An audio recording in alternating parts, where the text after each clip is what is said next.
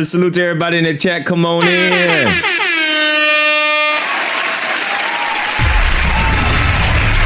What's up? What's up? What's up? What's up? Big King Rain in the building. Salute 27 membership in this thing. Appreciate you for rocking with your boy, man. We up in this thing. Salute. We are here. Got some things to talk about. What's up, King? What's up, King? Salute to Star. What's up, Star? What's up, Waterman? Salute to Kobe in the building. Who else we got up in this thing? Shout out to everybody on the early tip.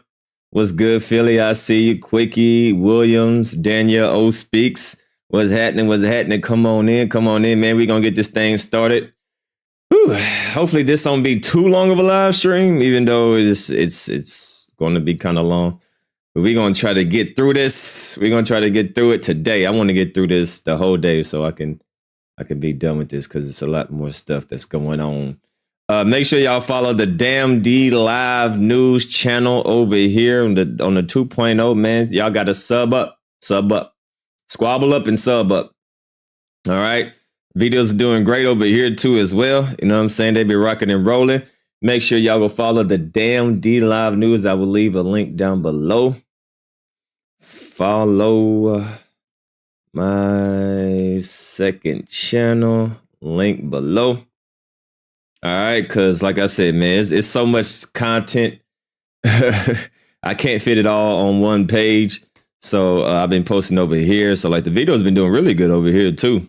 You know, the videos been doing really good over here. You know, we doing we got 2 point, you know, we got the 7.2K. We got, you know what I'm saying, 19K over here, 8.2. So yeah, man, we are rocking and rolling over here on the Damn D Live News, man. So make sure y'all follow that, man. So this page is definitely growing as well. All right. So y'all go follow, man. Thank y'all for stay to the channel, clicking the videos, man. Let's get them likes up though, man, on these videos that y'all watch.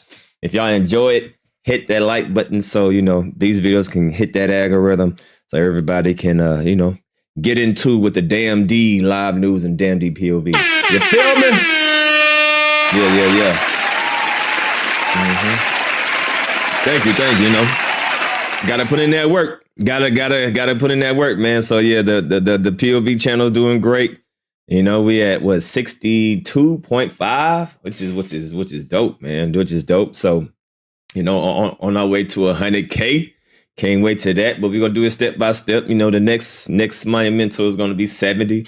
It's gonna be 80, 90. Then we're gonna hit that 100K, man. So if y'all new to the channel, subscribe, because trust me, man, there's so much stuff going on here. And yeah, I'm gonna keep y'all entertained. So I appreciate y'all rocking with your boy. Yeah.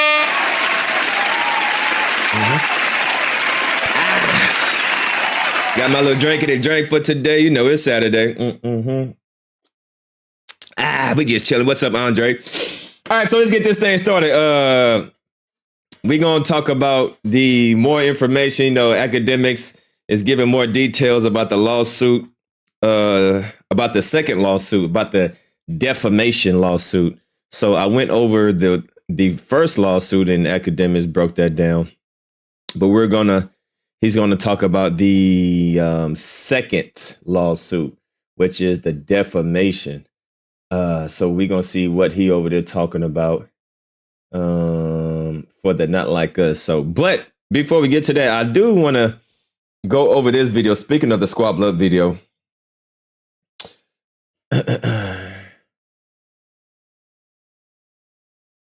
Now, I don't think that's true. No, we ain't going to do that. The Squabble Up video of a lot of people actually wanted me to react to this. I got a couple of people in my DM saying, you know, you might want to go over this live stream, this video. Now, I did do a couple reactions to the breakdown of the Squabble Up video, but this breakdown seems to be the breakdown of the breakdown of the breakdown. So this one's like more in depth. He was banned from commenting on Act Live. Damn, for real? Sheesh. They banned you from the chat. Yeah, that's all right. Come over here, because I'm definitely gonna go over that live stream tomorrow. So yeah, I need to knock out this live stream, and then the one that he doing now, I knock that one out tomorrow. So we gonna be over here chilling. All right. But this is like a more in-depth version, explanation. This one seems to like be very detailed on this one. So let's see what this see what else Easter eggs we missed from the. I think I did 2 videos of the Easter eggs, but I think this one goes a lot more in depth into it. So y'all go subscribe to the College of Free Thoughts. All right, let's check it out. A hectic but oddly satisfying year for hip-hop. The critically acclaimed musician Kendrick Lamar has released a new and exciting visual to accompany his highly anticipated release of a song that he had teased prior to the sudden drop of his latest album, GNX.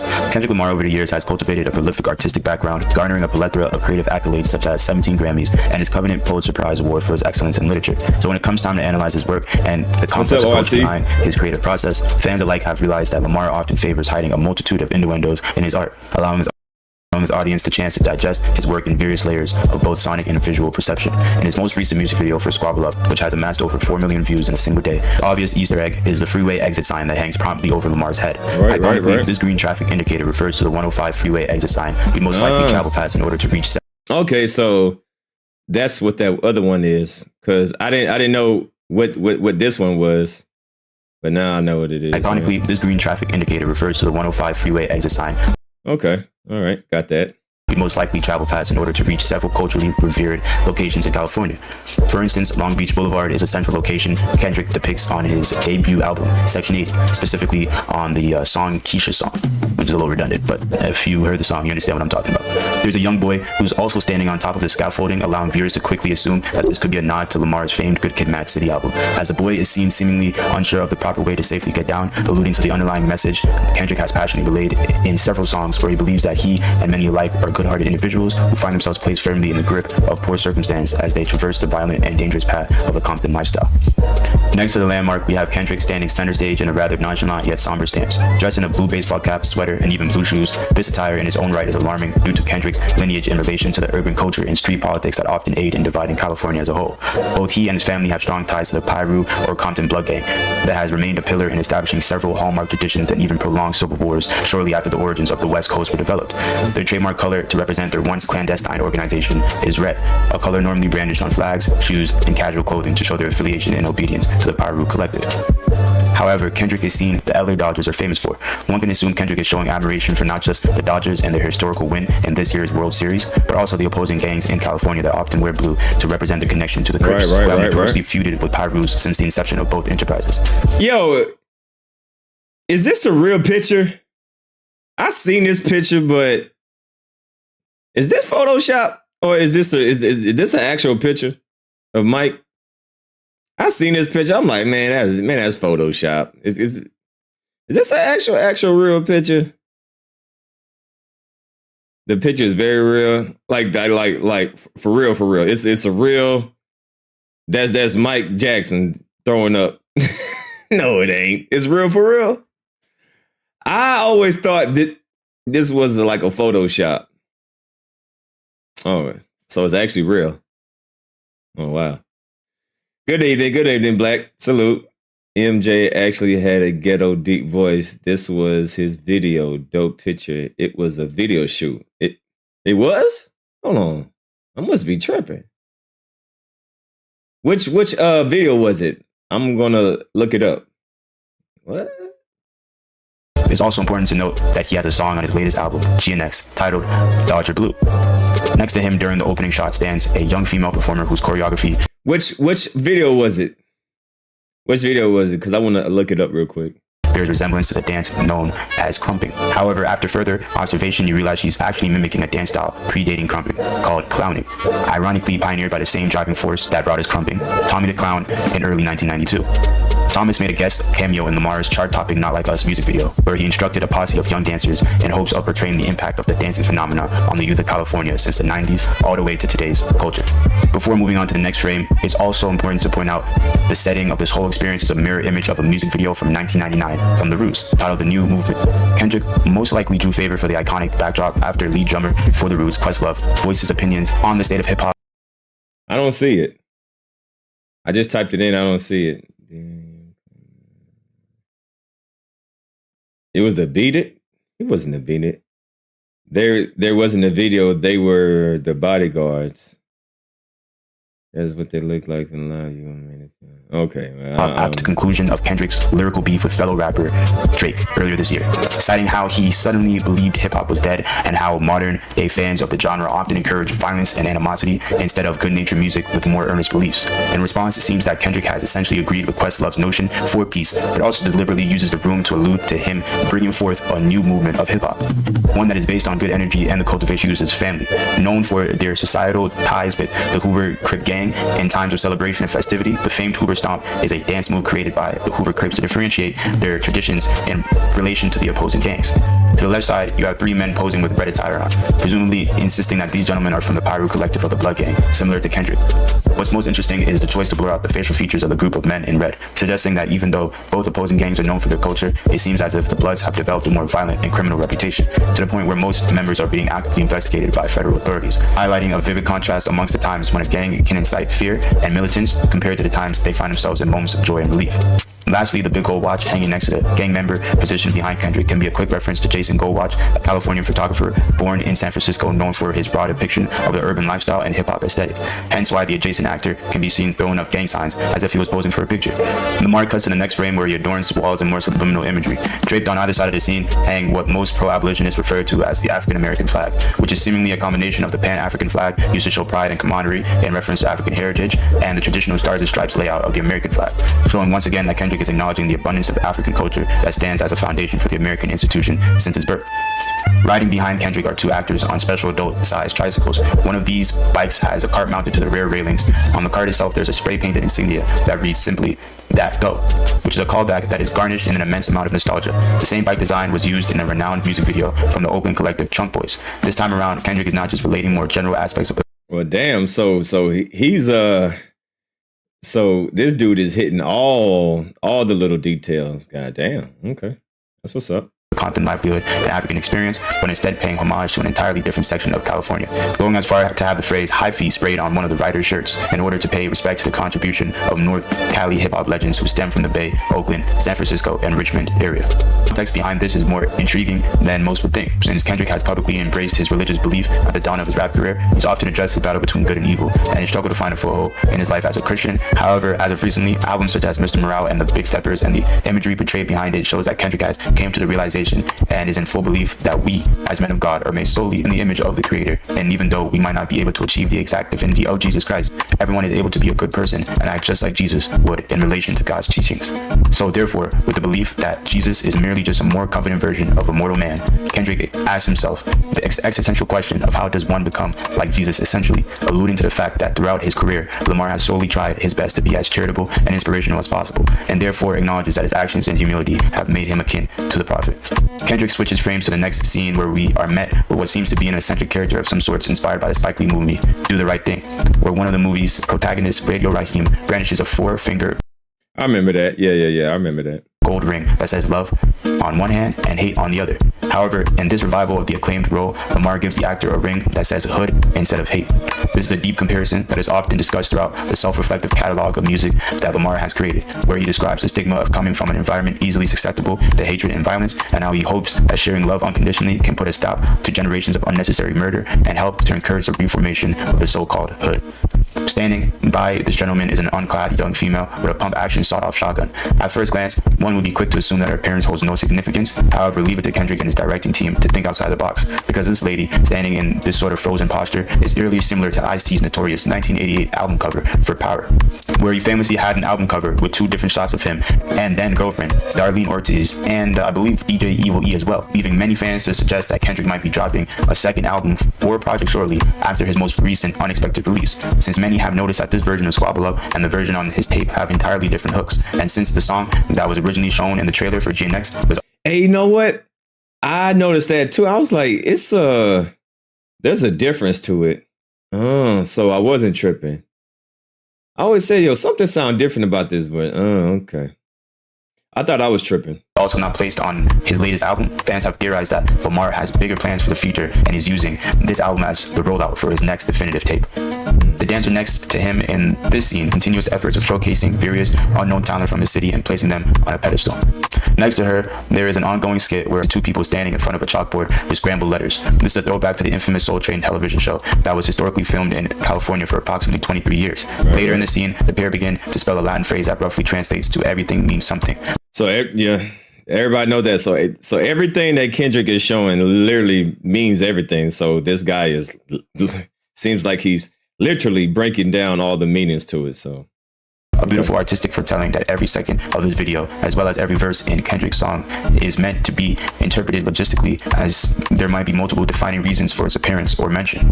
The frame, you can now see Kendrick holding a controversial sign that reads, "Jesus saves gangsters too," which is a significant reference to the gangster ministry founded in Crenshaw, California in 1972. This secular organization aims to provide a new life for former gang members and those who find themselves with guidance and encouragement in the midst of gang life or the abandonment of it.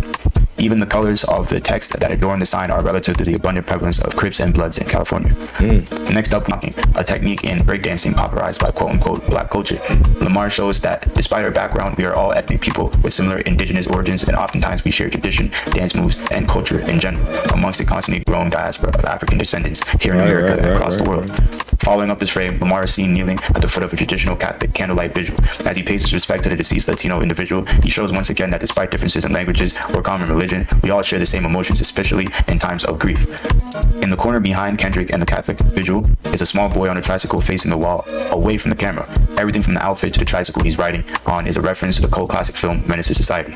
The young boy acts as a metaphor showing how the innocence of a child can be preserved and at the same time corrupted by the violent nature of his surroundings. Noticeably, we see that the kid is faced away from the camera, and because of that, he cannot see Kendrick mourn over someone who has died, once again depicting the sullen contrast between a good kid and a mad city. In the center frame of the scene is a gigantic revolving Nate Dogg CD. Theories of a second album really began to stir as people have realized that this specific Nate Dogg album is a two-part special that at the time was a rare artistic approach to hip-hop. Kendrick takes the opportunity to honor the late rapper and California legend Nate Dogg, while also teasing the idea of an upcoming B-side to his most recent release. The music video then cuts to its second to last frame for afflictions and how they often treat their lives and things in them as a game. The three dancers behind Kendrick are all dressed in similar attire, representing the clothing trends of Compton, California, and they all sport the same white tee and blue ripped jean combination. In the last frame of the video, we see Lamar standing next to a figure dressed in archaic biblical clothing. This character is supposed to be none other than the Black Moses from the Black Moses album cover, released by Isaac Hayes in 1971. Uncoincidentally, the Black Moses album was also a special double album where Hayes released multiple bodies of work at the same time, which completely shocked his audience. Some could say that this approach is reminiscent of Lamar's artistic process, where it seems that he might be sitting on more music than expected. Next to the Black Moses sits a small picture of Black Jesus with a $40 price tag on it. I believe this is another one of Kendrick's many takes on religion, where he has realized that the true figureheads of the Bible all came from the same ethnic background as him, and even though the truth is readily available, it's only up for consumption once you get past a sort of predetermined paywall. However, pictures of a Caucasian Jesus are often in abundance with no admissible fees, normally scattered throughout churches as propaganda, or at least to heavily influence the masses to believe that the Caucasian initiative and the Caucasian reflection of the Bible is the only predestined way to live a super divine life. Above Lamar's head is a banner showcasing the Compton Christmas Parade. Many are left to speculate if this means that there might be more music by Christmas, or if he has set his sights on being the marshal of the parade once again, just like he did previously in 2015. And lastly, Lamar ends the music video with him dancing next to a statue of a Black Panther. This statue refers to him and his avid activism, his revolutionary mindset, and his fight against the injustice of African descendants around the world. Also, the statue serves as a double entendre, as the same Black Panther statue was often found in a plethora of quote-unquote African-American households in 90s America, becoming a staple for most of African descendant families to decorate their living spaces with ornaments and centerpieces that remind them of their sub-Saharan lineage. Thank you guys for... Well, damn. All right. Everything has a meaning. All right. So shit, I think that's the complete, because on that scramble board it said everything means something, or something like that. So, yeah, it's not a coincidence that anything is in this music video. So bada bing, bada boom. There we go. All right. So salute to this individual for breaking everything down. Salute to everybody in the chat. Let's get to Akademiks.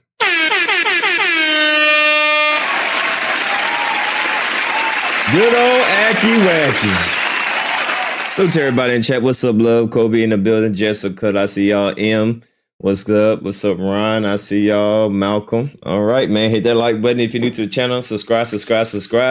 We're going to get good old Aki Wacky's outlook on the second lawsuit. Once again, I did the first lawsuit a couple of days ago. Now this is Akademiks' reaction to the new lawsuit of the defamation of Not Like Us. So let's get it, man. What's up, El Boogie? Salute. Whoop it. Salute so over. I see y'all in the chat. Let's get it. Oh. Okay. Welcome, everyone. We have 3,000 people on Twitch. Usually Twitch is around like 2,000 now because most of the people go to YouTube. We'll be about like 13,000 there, and then it'll be like 4,000 on Rumble. Okay, anyway, welcome, guys. Number one, first and foremost, happy Thanksgiving. I wanted to stream like the last 2 days. I didn't stream. I actually feel bad for that, but I'm glad I'm here now. Man, shut up. Me in a position where we still have a voice that matters. So salute to the chat. I do this all for you guys, and I love you guys. And Man, shut up. Definitely informative. But I definitely watch it for like real, honest, unbiased conversation. And, shit. I ain't gonna lie to you. Even like a time like now, I'll give you a conversation. Won't tell you who. Somebody pretty substantial, represents pretty huge artists in the game. They had a conversation with me yesterday. And they were like, yo, listen, I gotta call you. We watch the stream clearly. What's up? What's going on right now? And I don't know, even the industry is kind of frantically figuring out or trying to understand what's going on, but it's more of trying to like forecast what's going to happen with this entire Drake thing. Now, for me, understand the media, it's kind of hard to discuss because the majority of the people who are discussing this, especially the K-Barbs, they're going to think this is a Drake and Kendrick thing, which is not. There's a bigger issue going on, and I do have some criticisms of Drake that I'm going to levy today. Always got to take some shots. No matter what, he always got to take some shots. Timing, a couple things. There's certain things that, like, if you know anything about PR, you do the same things. You just do it very differently because people are now going to slander you based on what they're seeing, right? So we'll get into that. We'll get into Diddy. Pause. Diddy was actually denied bail. Appreciate you, Malcolm. And a few other topics that's floating around. I don't know how long I can go today, but I'm trying to bang everything out. Pause. Sophia, right? How y'all doing now? Culture was good. Somebody say, yo, take a day. Bro, there's no... Hey, chat, let me say this. This is why I keep telling y'all, streaming to me is not a job. This is the most enjoyable thing. When I want to have a good day, I get drunk and I talk hip hop with anybody. I do it for free. I do it with friends. I do it with anybody. Anything else is boring to me. So I know sometimes, like, I think the majority of people, first of all, half of these people, they don't have the pleasure of owning their own platform and doing what they want. So man, shut up, man. I want to hear all this shit. You just babbling. All right, go. Real opinion. You want a real opinion? Because I know y'all think that Come on. And if we're not going to treat this with the same, again, timing is bad. That's my biggest thing with Drake. My biggest critique with Drake is the timing is horrible. Yeah. The timing is horrible, and the lack of direction that's allowing the media to spin this whatever way is very bad. You served up something to your ops to spin it like Drake is suing because he's butthurt over a rap beef, which that's not the case. That's really bad.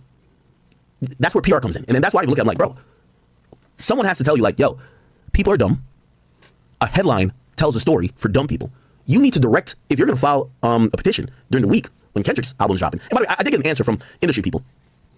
Why would Drake drop this lawsuit at this time? Or, let me stop saying lawsuit. Why would he file this petition? There's a few things, and let's get into it a little bit, all right? Everybody here? Gotta make sure everybody's, like, tapped in. Yes, bitch! Come on! Stop stalling! Damn, get to it, man. Okay. So, very importantly, the reason... wow, this looks a little grainy. Here we go. So, really importantly, this is... I've talked to so many people. My mic is low? Okay, I'll bring this up a lot more. Sorry, Joe. Damn. Okay. Sorry. Mic up a little bit more. Okay. Give me a second. So I want to give y'all some details. Again, all these details, most of them are coming through. Y'all know I speak with everybody in the game, right? A lot of people on Universal. I speak to everybody, right? Again, Drake is solid on this. And I'm going to respect it. And I think we all should.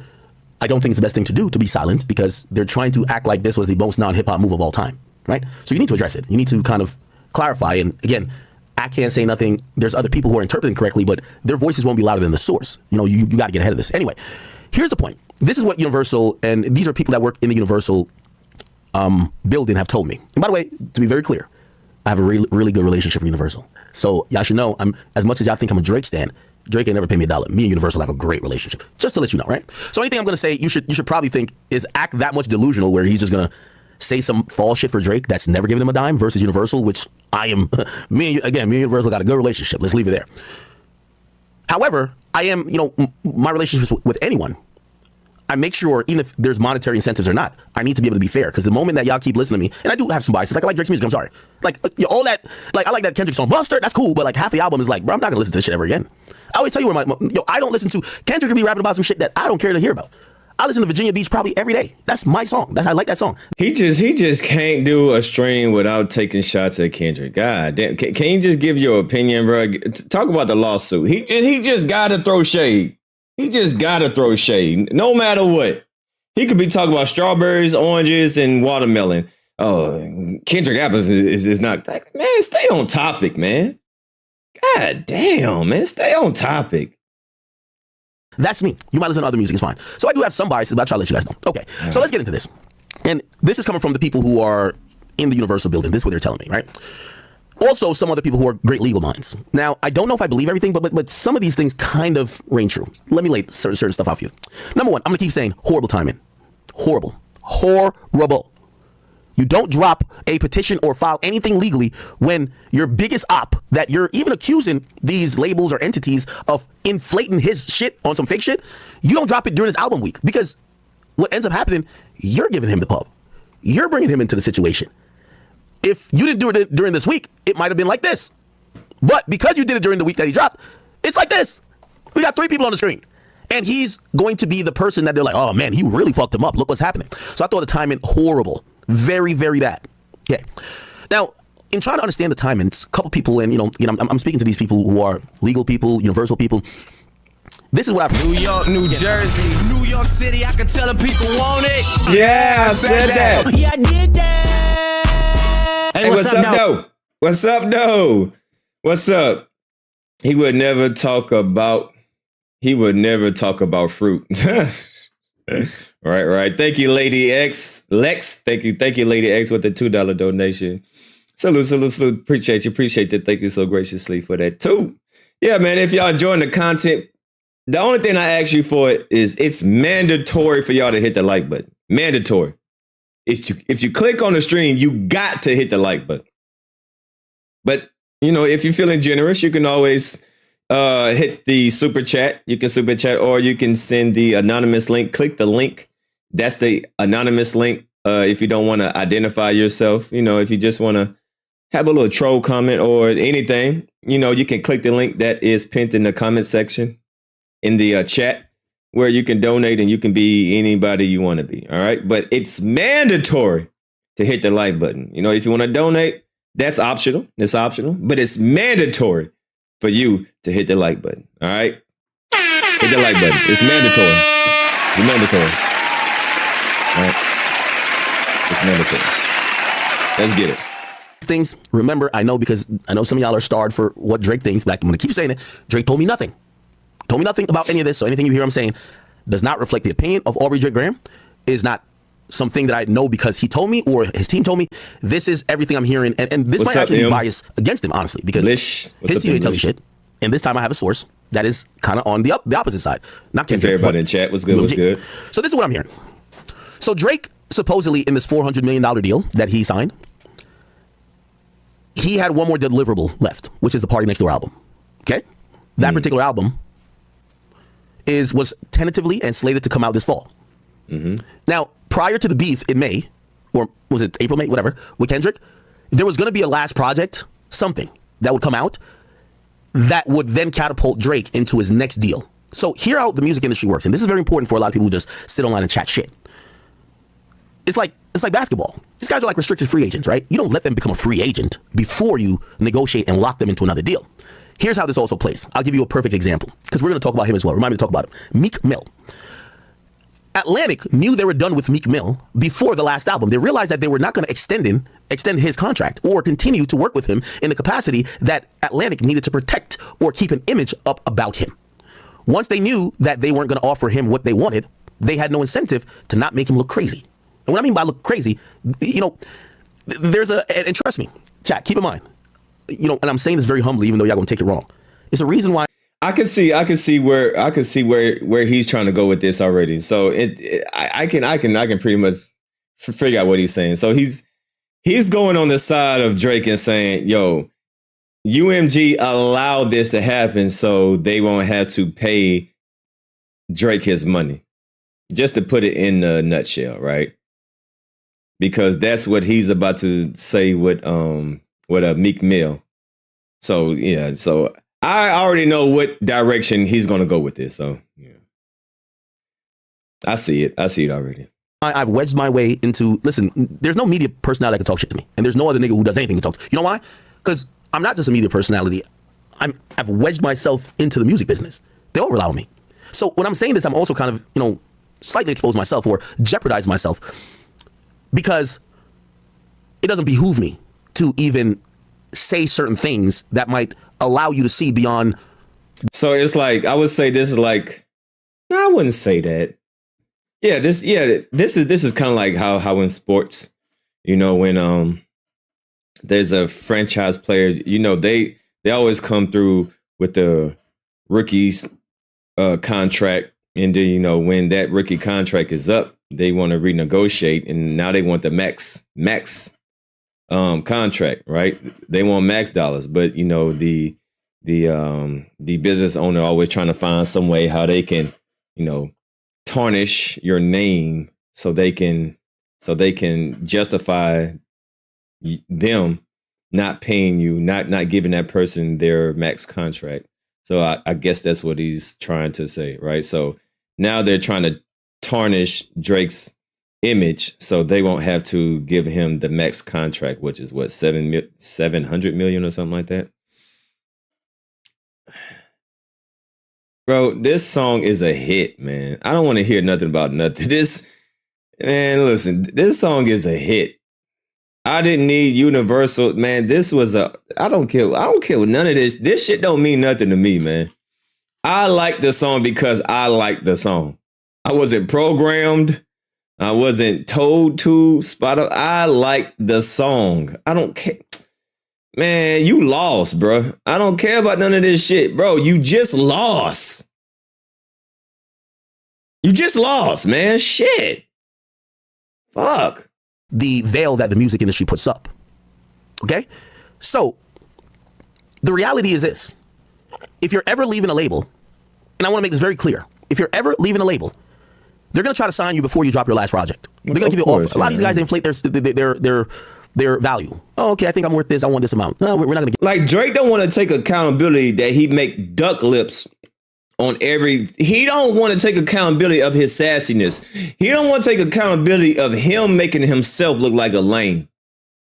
He don't want to take accountability of all the goofy shit that he has proven Kendrick Lamar to be right.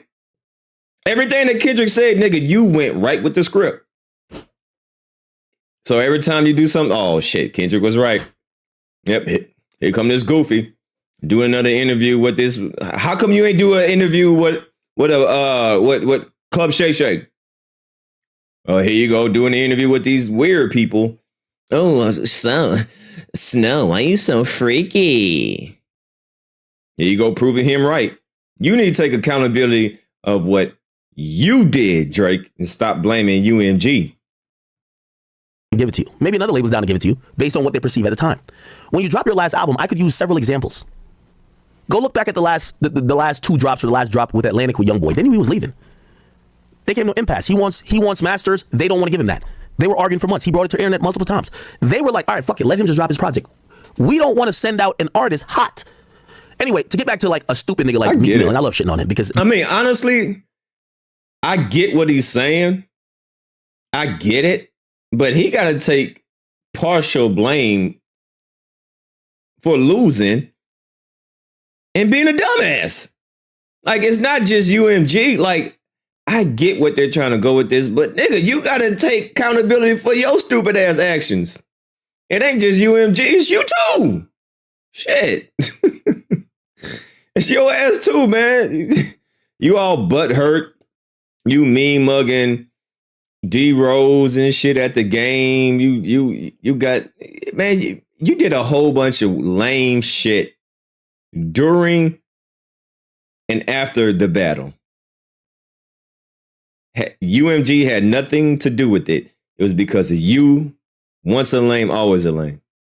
So, yes, I can see what he's saying on the business side, but you got to take accountability for you lowering lowering your stock.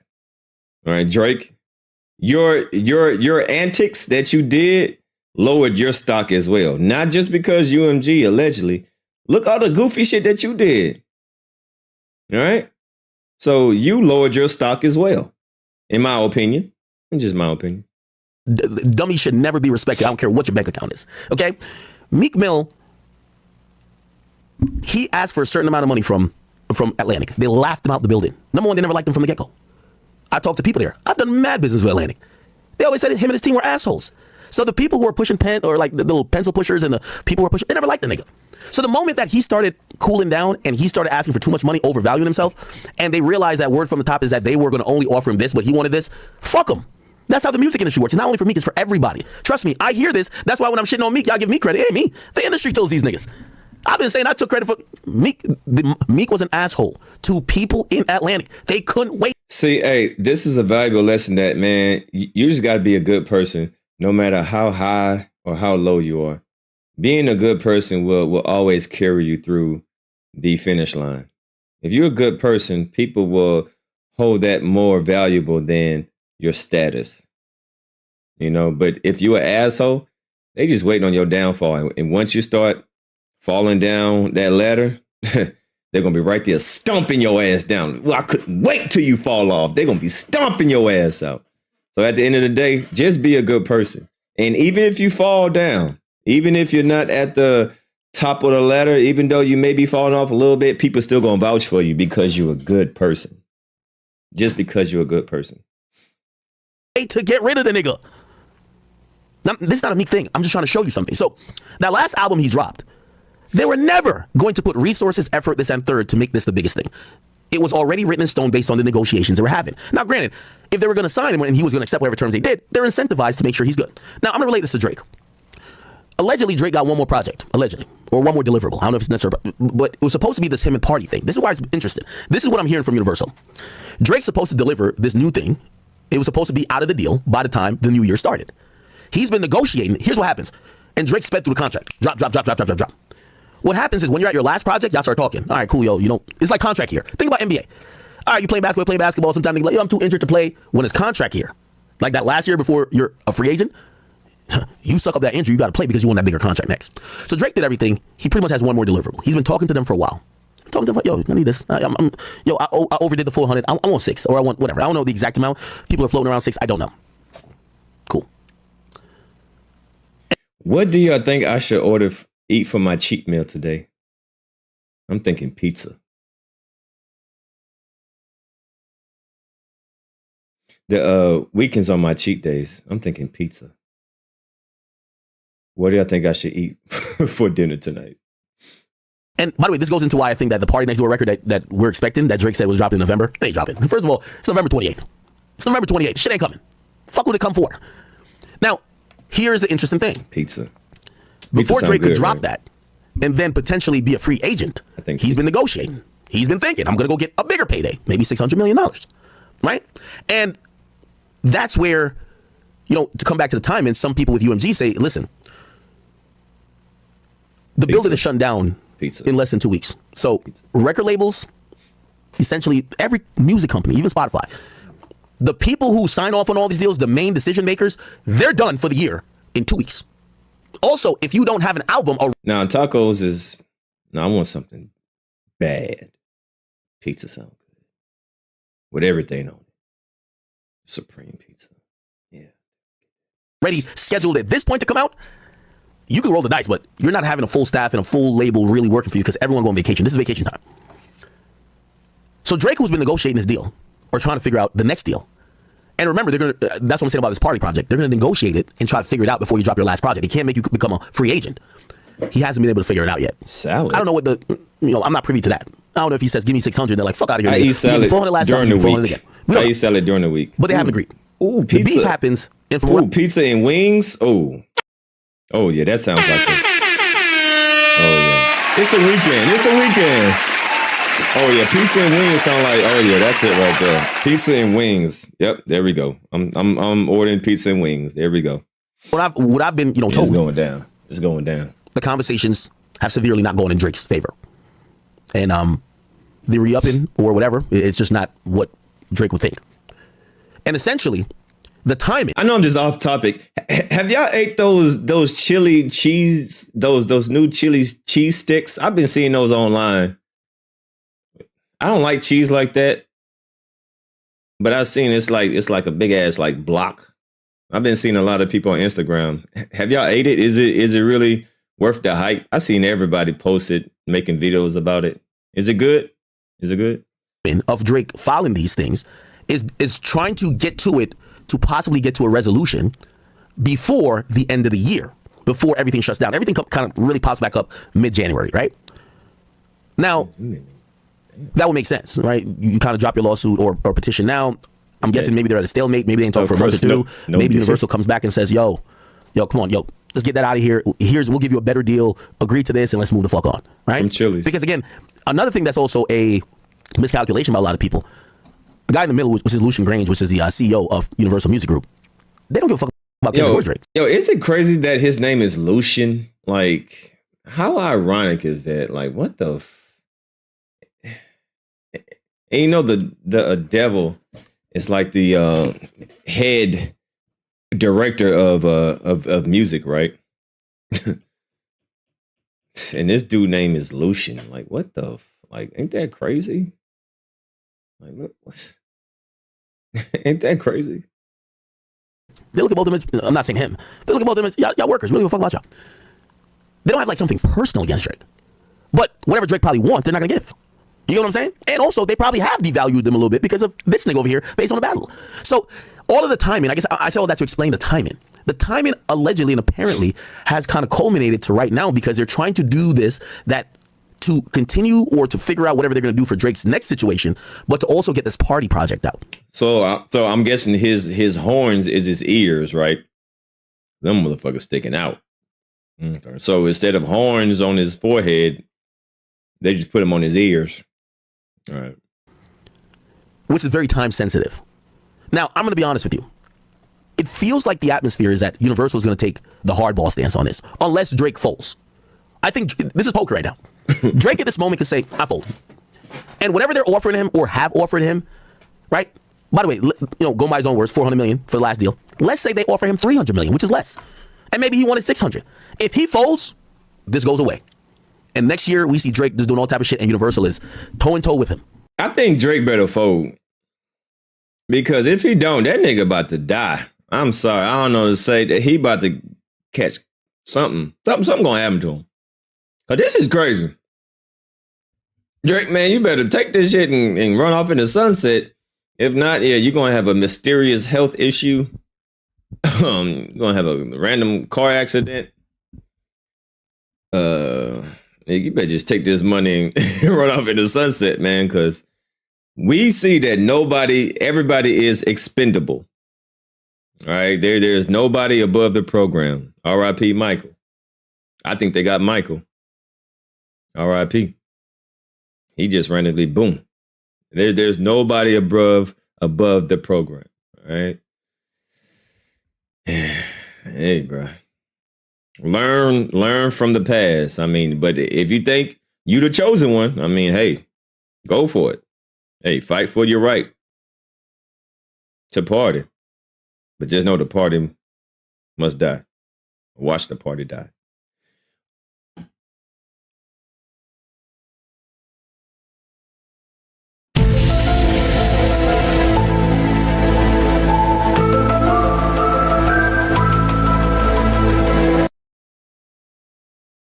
Yo, did Kendrick know about this lawsuit?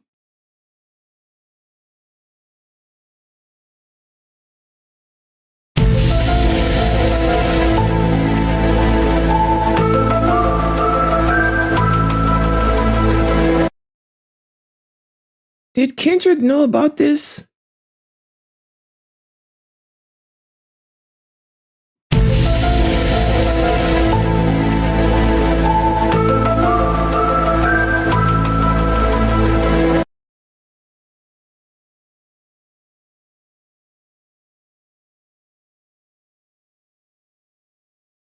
I mean, because he did say the embassy is going to get raided soon, Watch the party die.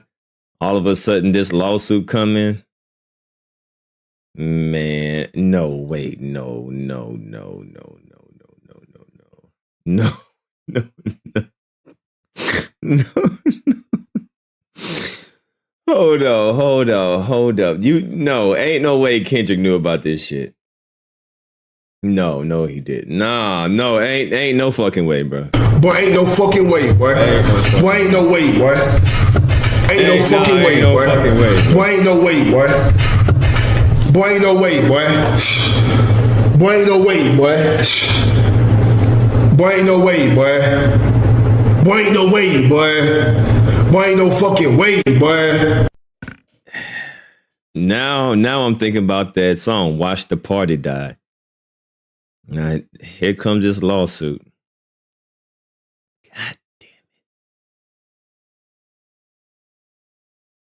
What the fuck? The appeal to a lot of weird stuff is happening, man. Hey, the year's not over. We are in the last month of the year. What else is going to happen? We got 30 more days.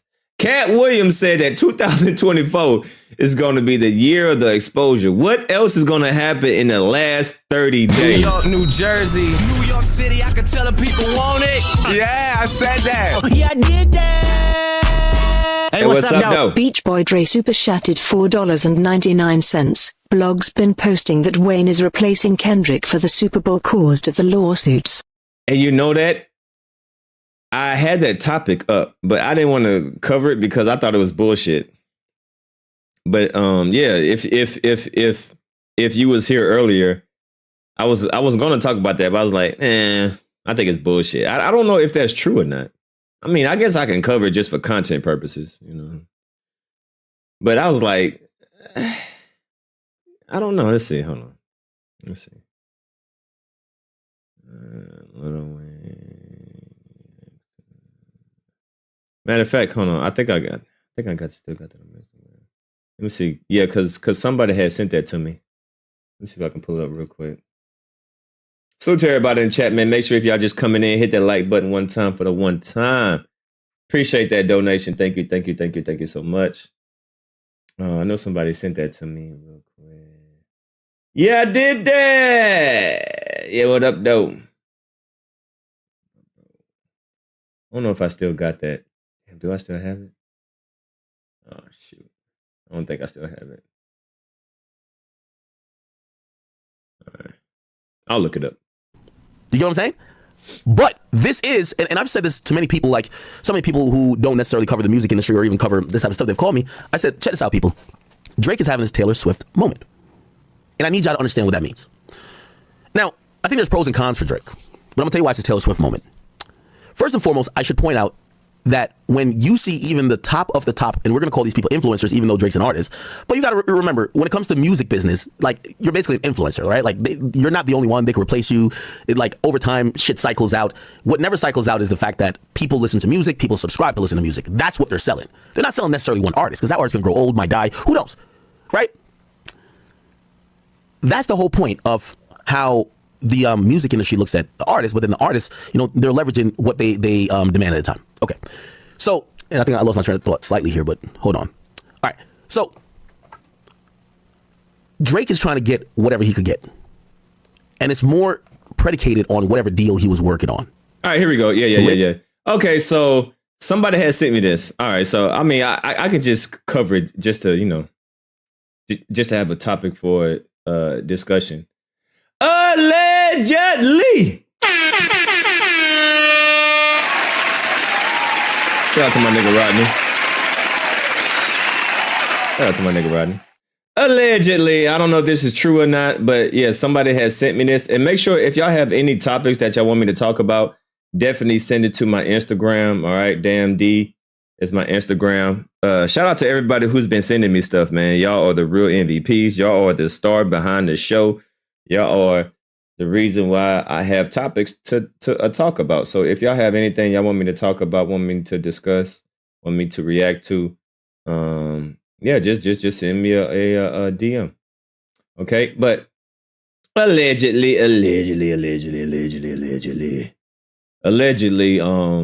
The NFL reportedly contacted Lil Wayne to replace Drizzy Drake, to replace Kendrick Lamar at the Super Bowl because of the Drake lawsuit. Now, this is, see, like, I don't believe, I can believe some of it, but I believe this has a lot to do with a little bit of everything. And I said this before. I said, yo, I think this is one of Drake's reasons of doing this, so this song won't get played at the Super Bowl. Because could you imagine the most viewed sports event, every millions on millions, top of millions, billions probably, I don't know, but Super Bowl is the events of all events. How is it going to look? Kendrick Lamar is saying, not a minor. Stop trolling like a bitch. Ain't you tired? Try to strike a chord and it's probably a minor. Like the whole crowd. Like that's when the beat drops. That's when the beat drops. And you just let the crowd just sing it for you, right? A minor, right? So I think it's a little bit of everything. I think he's salty. I think he's embarrassed. I think his feelings is hurt. It might have to do something with the business side as well. And he's trying to stop the Super Bowl event. I think it's a little mixture of everything. I think it's a gumbo of everything. So it might have to do something with the Super Bowl. New York, New Jersey, New York City, I can tell the people want it. Yeah, I said that. Oh, yeah, I did that. It's fake. Hey, what's up, though? BLACKSECTORMAFIA super chatted $4.99. Okay. It's fake. Twitter noted it as false. Wayne has not been contacted to replace that. I sure hope not. I hope it's as fake as Nicki Minaj ass. I hope it's fake like a $3 bill, because I don't want to see Lil Wayne. I'm not going to trip, man. I don't want to see Lil Wayne. I don't want downstairs. Yeah, man, y'all already know where I'm gonna go. Y'all already know. Downstairs. I'm glad it's fake. Downstairs. I wonder if they got it on there. Downstairs. Let's see. Lil Wayne. Oh shoot. Lil Wayne perform. I know that's not a concert.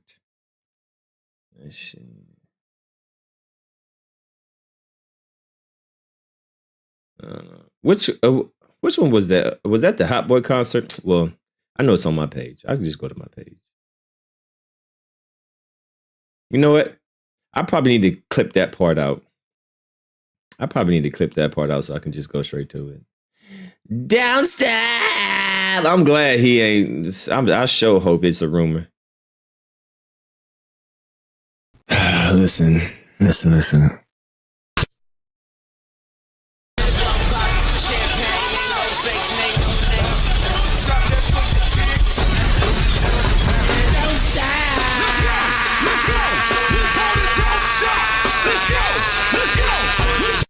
Man, what the fuck? So if the rumors, well, if that article is false, thank the Lord, thank the Jesus. All right. Thank you. Because I don't want to see Wayne perform. I'm gonna tell you right now. I really don't. Wayne, just focus on the Carter 6. Make sure you deliver a good album. And, maybe next 4 years or 10 years. I don't know. But yeah, this one, we're just gonna have to skip you again, okay? All right. Skip. Uno card. Skip, nigga. Uno, draw 4. Fuck. Skip. Red, nigga. I got all the skip. Skip.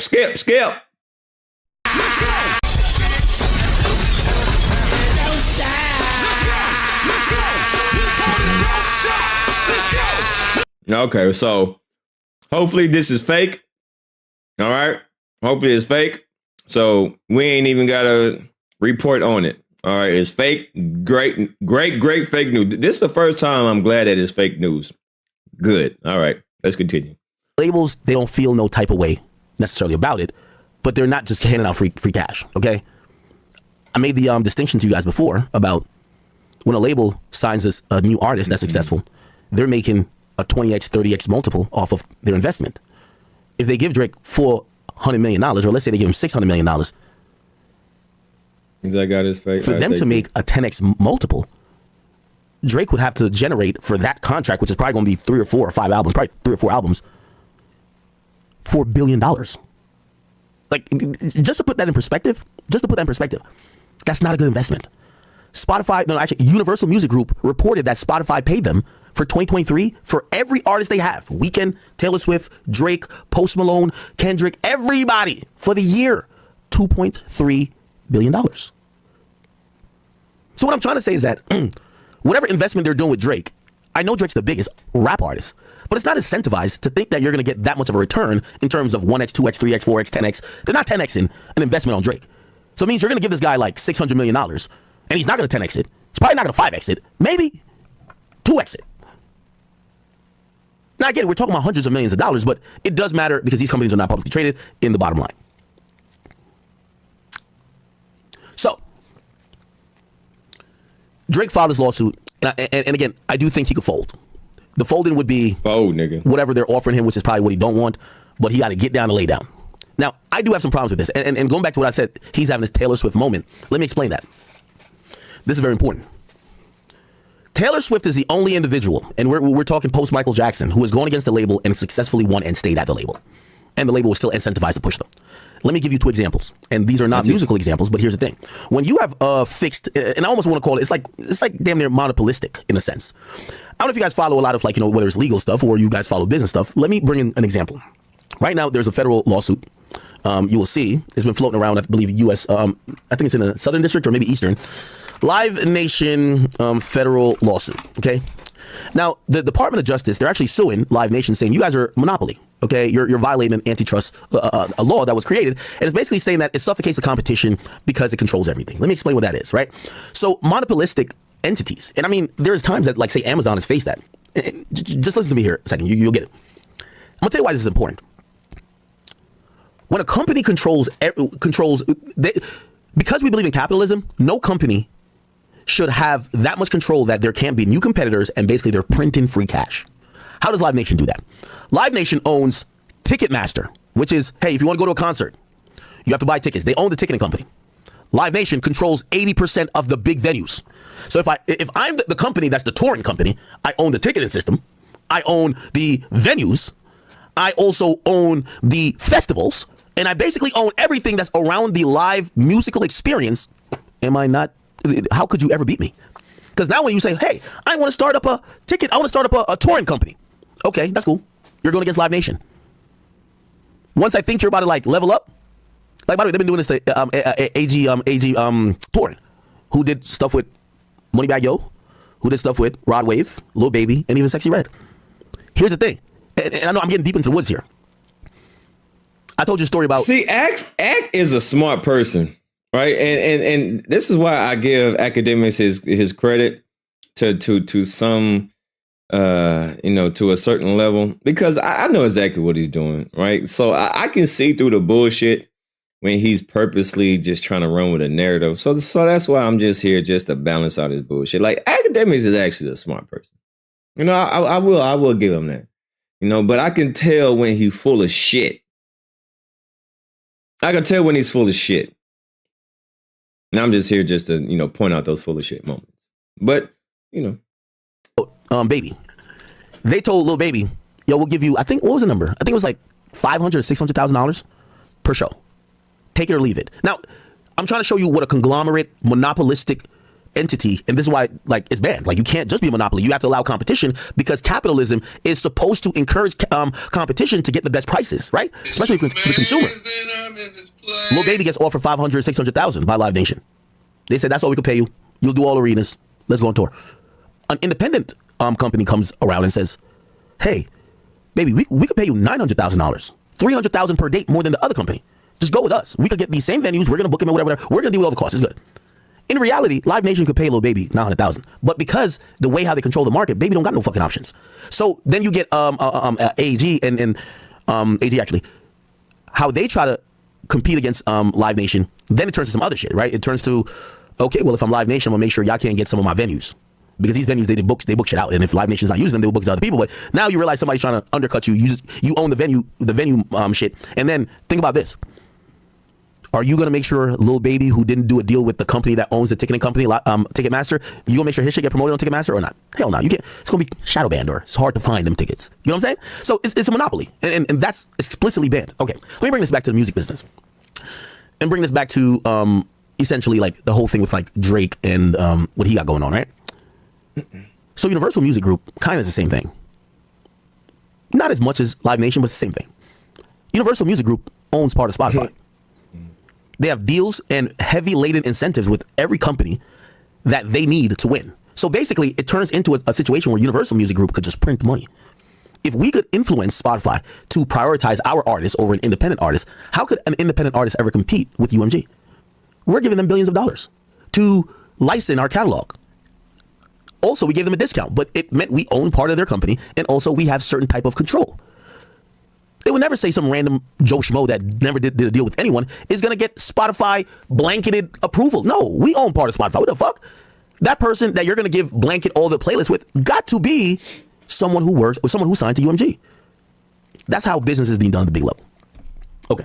And I'm sorry for going to these little tangents, but I got to say this for you guys to understand. Okay? So, when it now comes to Drake, as I said, he's having his Taylor Swift moment. Taylor Swift is the only person that has made UMG get to one knee for her. Or basically say, we were doing this, but now that you said this or you feel this type of way, we'll go this way. I'm going to give you examples how she did that. Taylor Swift's biggest fight in her career is that she felt that she was robbed of her masters. Universal, and there's a whole documentary about this, when they were trying to get Taylor Swift into a multi-album agreement, they promised Taylor Swift, we'll get your masters by hook or by crook. We'll get it from Scooter Braun or whoever. We're going to give it back to you. That's not how they usually operate. Taylor Swift, what she did was that she wrote letters. Look, Taylor Swift, Big Machine, like she would write these like letters or whatever. Like she wrote on her Tumblr, like, and her fans would fuck with it. Like Taylor Swift literally said, hey, what I'm going to have to do to get around this, I'm going to have to drop my old albums again. And her fans was like, Taylor, we love you. We don't care. Drop it again. Taylor dropped her albums twice, and the second time she dropped it, outsold the first time, even though some of those albums were 10 years old. Why? Her fans love Taylor. Why am I bringing this up? Let's bring it back to Drake. I said Drake is having his Taylor Swift moment. And what I mean by Taylor Swift moment, I'm not saying it's going to be successful. Because Taylor Swift fans rode with Taylor Swift. They made the label say, Taylor, you're right, and we can't go against you and so many people who love your music. We're going to make things right with you, even if we take a loss. When Taylor said, yo, UMG, I need y'all to work out y'all deal with TikTok, based on how big Taylor was, UMG got back in the negotiation room and worked it out. Drake is trying to have the same thing. I don't know if it's going to work because I'm going to tell you why. Hell no. Number one, Drake's audience is not as big as Taylor Swift. Hell no. Number two, Drake is not as transparent with his career as Taylor Swift. Taylor Swift used to write that she was victimized. Look, Taylor Swift, stolen. Like she would write like, yo, these guys, if they're taking advantage of me. Like she would literally break it down on how obviously she was getting that Big Machine a lot, which is owned by Scooter Braun. But she would break it down that her fans would be like, no, we love you, Taylor. And this is why it goes back to what I was saying about messaging. Drake just dropped a random petition that's going to lead to a lawsuit.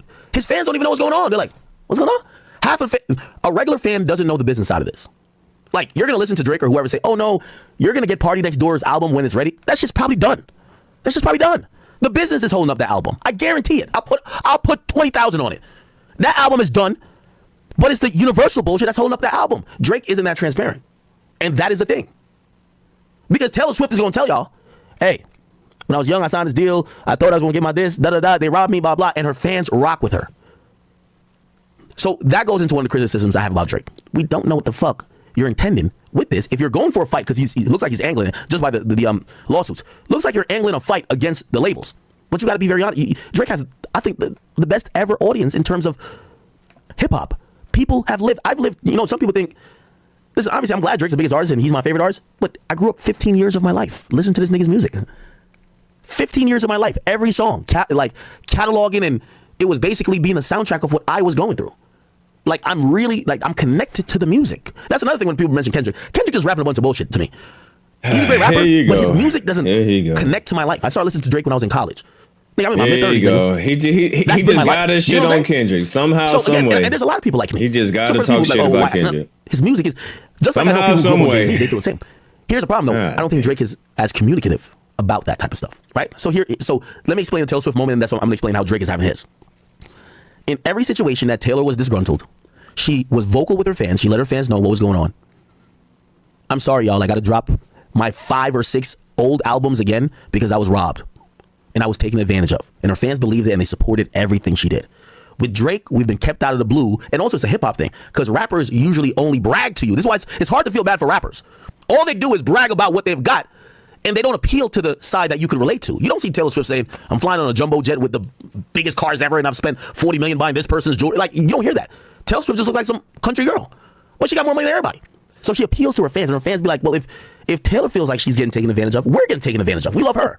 Drake doesn't do that. But I do think he's having his Taylor moment because that moment is going to require not only lawsuits. If he's going to go at UMG, he's going to need for his fan base, his audience, to rally around him. Because here's the reason why. And I'm going to give a bigger story. The current music industry is based on Drake and what he did. And I have one critique. I have another critique I levy against Drake. For as great as we do think, and I do think Drake's a good businessman, I never thought Drake took the chances he needed to prepare for moments like this. I'll explain.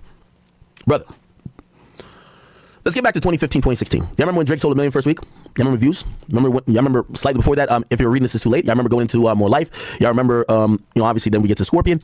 Let me tell you one thing that Drake did that if Drake foresaw today ever happening, those conversations would have went differently. I'm gonna tell you why. When Drake sat and took a $20 million deal from Apple Music to release his album 1 week before, he rapped about it. I forgot what song. I think, was it Charged Up? Drake, 20 million, Apple Music. He rapped about something, right? And I think it came with the 1 week exclusive that he did a radio show, whatever it was, right? Yeah, Apple Music pays Drake 20 million for the new album. Now, what we're going to have to realize, and this is as great, listen, it's my favorite rapper. But I understand why I'm also the biggest and the best when it comes to this media shit, because I'm going to have to give it up how I got to give it up. His reality of it, right? So it says, so a report from His Daily Double back in the day said that Apple Music gave Drake 20 million to create views and give it to them for a week, right? A week. Now, it was exclusive to them. Let me explain how that was short-sighted, and that probably helped put Drake in the position he was. Remember I told you why recently I said, I'm not interested no more too much in deals, because I've seen how all this shit goes. When these labels are offering you a big bag, it's because they're getting a big return. I'll give you 2 examples. I'll give you the example I'm a part of. Partly, I understand why Joe Budden was wilding out at Spotify, but that's not the way to go if you ask me. You got negotiated in there. When he was like, they gave me, who knows, whatever money they gave him, Spotify initially. But he felt like he was underpaid and they wouldn't pay him what they needed to for this subsequent contract that he probably requested or they were negotiating. I don't know if they did. I knew it when it came to even me with Spotify, right? By the way, everything also it bores true later. I always said that my biggest success with Spotify, I took my first year's paycheck, I threw it all into Spotify stock. I took what they paid me, I bought all Spotify stock. The stock at the time was like 200 something. During the pandemic, it fell to like 110, 115. That stock now is worth $450. So if you think about it, if I say they pay me $1 million, right? Let's say they pay me that.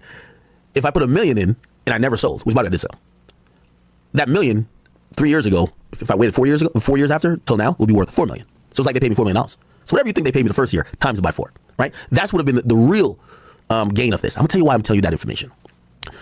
Because what Drake is now doing, I think is gonna be a little bit, it's gonna fall slightly short and he's gonna maybe try to do what a lot of people do in terms of, hey, I helped build this. Because here's the thing, when Drake got 20 million from Apple Music and Spotify were in a war to the death on who could gain more subscribers to their streaming platform for music. They were doing anything. And they realized the quickest way to get more people to subscribe to Apple Music, which was $10 a month, was to show that certain artists, especially the biggest artists, were only going to drop their music on their platform. And maybe not for the whole time, but exclusively. So I'm pretty sure when Drake took that $20 million, he said, damn, it's $20 million. This is free cash. It's perfect. But what that did is, when they did those deals with Drake in the weekend, that set up the entire industry. Just give me 1 second. I just want to Google this to show you. So this was views, right? So views is 2016, right? 2016. Let's look at this. Apple Music subscribers, 2016. I just want to show you something. So in 2016, right? In 2016, they touted that, I want to show you this, right? Them and Apple, they were trying to compete with Apple, right? Not Apple, I mean on Spotify. In 2016, you're going to see that they basically said they had around like 20 to 30 million. I know it says December 6th, but they never put out the real numbers. It was basically between 20 to 30 million paying subscribers, right? They were gaining ground on Spotify by paying people like Drake 20 million. Spotify said it had 40 million. So let's just say Spotify had 40, Apple Music had 30. Let me show you something now. Spotify paying subscribers 2023, because Drake even points to that in the contract. Well, really, it's actually way more than this, but whatever. Okay, 236 million. Now, this is a very important part, and this is what I was trying to say. A lot of what Drake is saying now, it would be contextually defined differently if back then, when Drake got the 20 million, he said, nah, I want the 20 million. Since y'all are using me to build, remember, at this time, Spotify has 40 million. So 40 times 4 would be 160, 40 times 5 would be 200, 40 times 6. So they've increased 6x in paying subs, right? Spotify. I know we did deal with Apple, but we're looking at the market. The best thing for Drake to do, remember I told you about the Spotify thing? What they were offering me and how the stock price increased 4x? If Drake had somehow, with the most leverage ever, they needed Drake. They needed Weeknd. They needed these people. If Drake had sat down, brought in UMG, brought in Spotify or Apple and said, hey, listen, we don't have to get down with this. We could just use our leverage with our record labels and say, we're going to drop music in a different way. Since you guys are trying to build streaming, and yes, I'm saying this unequivocally, and this is why I personally feel Drake feels away. Drake built the entire industry of streaming for these bigger conglomerates. Here's the problem. All he did was take the money, and he never took the thing that could possibly have you with some control. Mm-hmm. Yeah. Even if Drake says, hey, listen, fuck the money. Just give me. All right, basically, he took the fast money instead of the long money. All right, this long ass fucking shit. He took the fast money instead of the long money. God damn it. Obviously, Apple wouldn't give a shit because, Apple Music's not gonna. But maybe Spotify be like, hey, listen, just give me a percentage. Right. Just like how you negotiate with UMG. Well, I'm actually about a fourth of what UMG's bringing in. I'll do a deal with you directly. But I want some piece and some parts of what's going on here. And that's the problem. I'm really telling you that's the problem. So Drake got the jumbo jet. He got the $100 million match. He got all the money. But that only matters as long as he's the number one artist that could move the needle. Right. The moment they think you can't move the needle, you don't matter no more. This is why you should have incentivized when you could move the needle to get some real skin in the game. It's not money. It's power and control. The point is, Drake, while he's gotten, I believe the only artist that's gotten $1 billion off music, didn't utilize his spot in building streaming, in building all these things that he was, by far number one. He didn't utilize that to have the control that later on, which was eventually going to get to a point where they say, maybe we don't need him as much as we used to. But if you had some power and control, you'd be like, hold on, nigga. Hold on. This is what, it's exactly the Michael Jackson Sony play. Drake never did it. Drake took all the cash. He got jumbo jets, buys up everybody's jewelry, fucks every hoe, fucks every nigga bitch, has money just coming out the ass, which is good. We all want money. But what happens is sometimes the industry, and let's go back to Diageo with Diddy before this happened. Let's go back to, even though that was a much more amicable situation, Bacardi with Jay-Z. It's okay. These companies are cool with paying you $1 billion. But when they think that you can't help their bottom line or you're not the pendulum switcher no more, they tell you, all right, kick rocks with your $1 billion. You get what I'm saying? So when Drake is filing a lawsuit now, and I'm saying he's having his Taylor Swift moment, you know why all these companies bow to Taylor? They know if Taylor says right now, I promise you, if Taylor says right now, I feel like Universal is robbing me, this stream is, yo, she had them reevaluate the price of a stream. You know she did that, right? Taylor Swift streaming payout. She made that a thing. Hold on. She disagreed with it, and then basically, well, she's going crazy now with it, but okay. Hold on. You're gonna see a bunch of Drake stuff, but look, here's the thing, and this is what I'm saying, the Taylor Swift moment. Taylor, in her time at the top, where the labels know you can't piss this woman off, you can't say fuck her. She used her power. You could call it Karen all you want. She used it then. Hey, I don't like this. This looks like it's taking advantage of us. Change it now.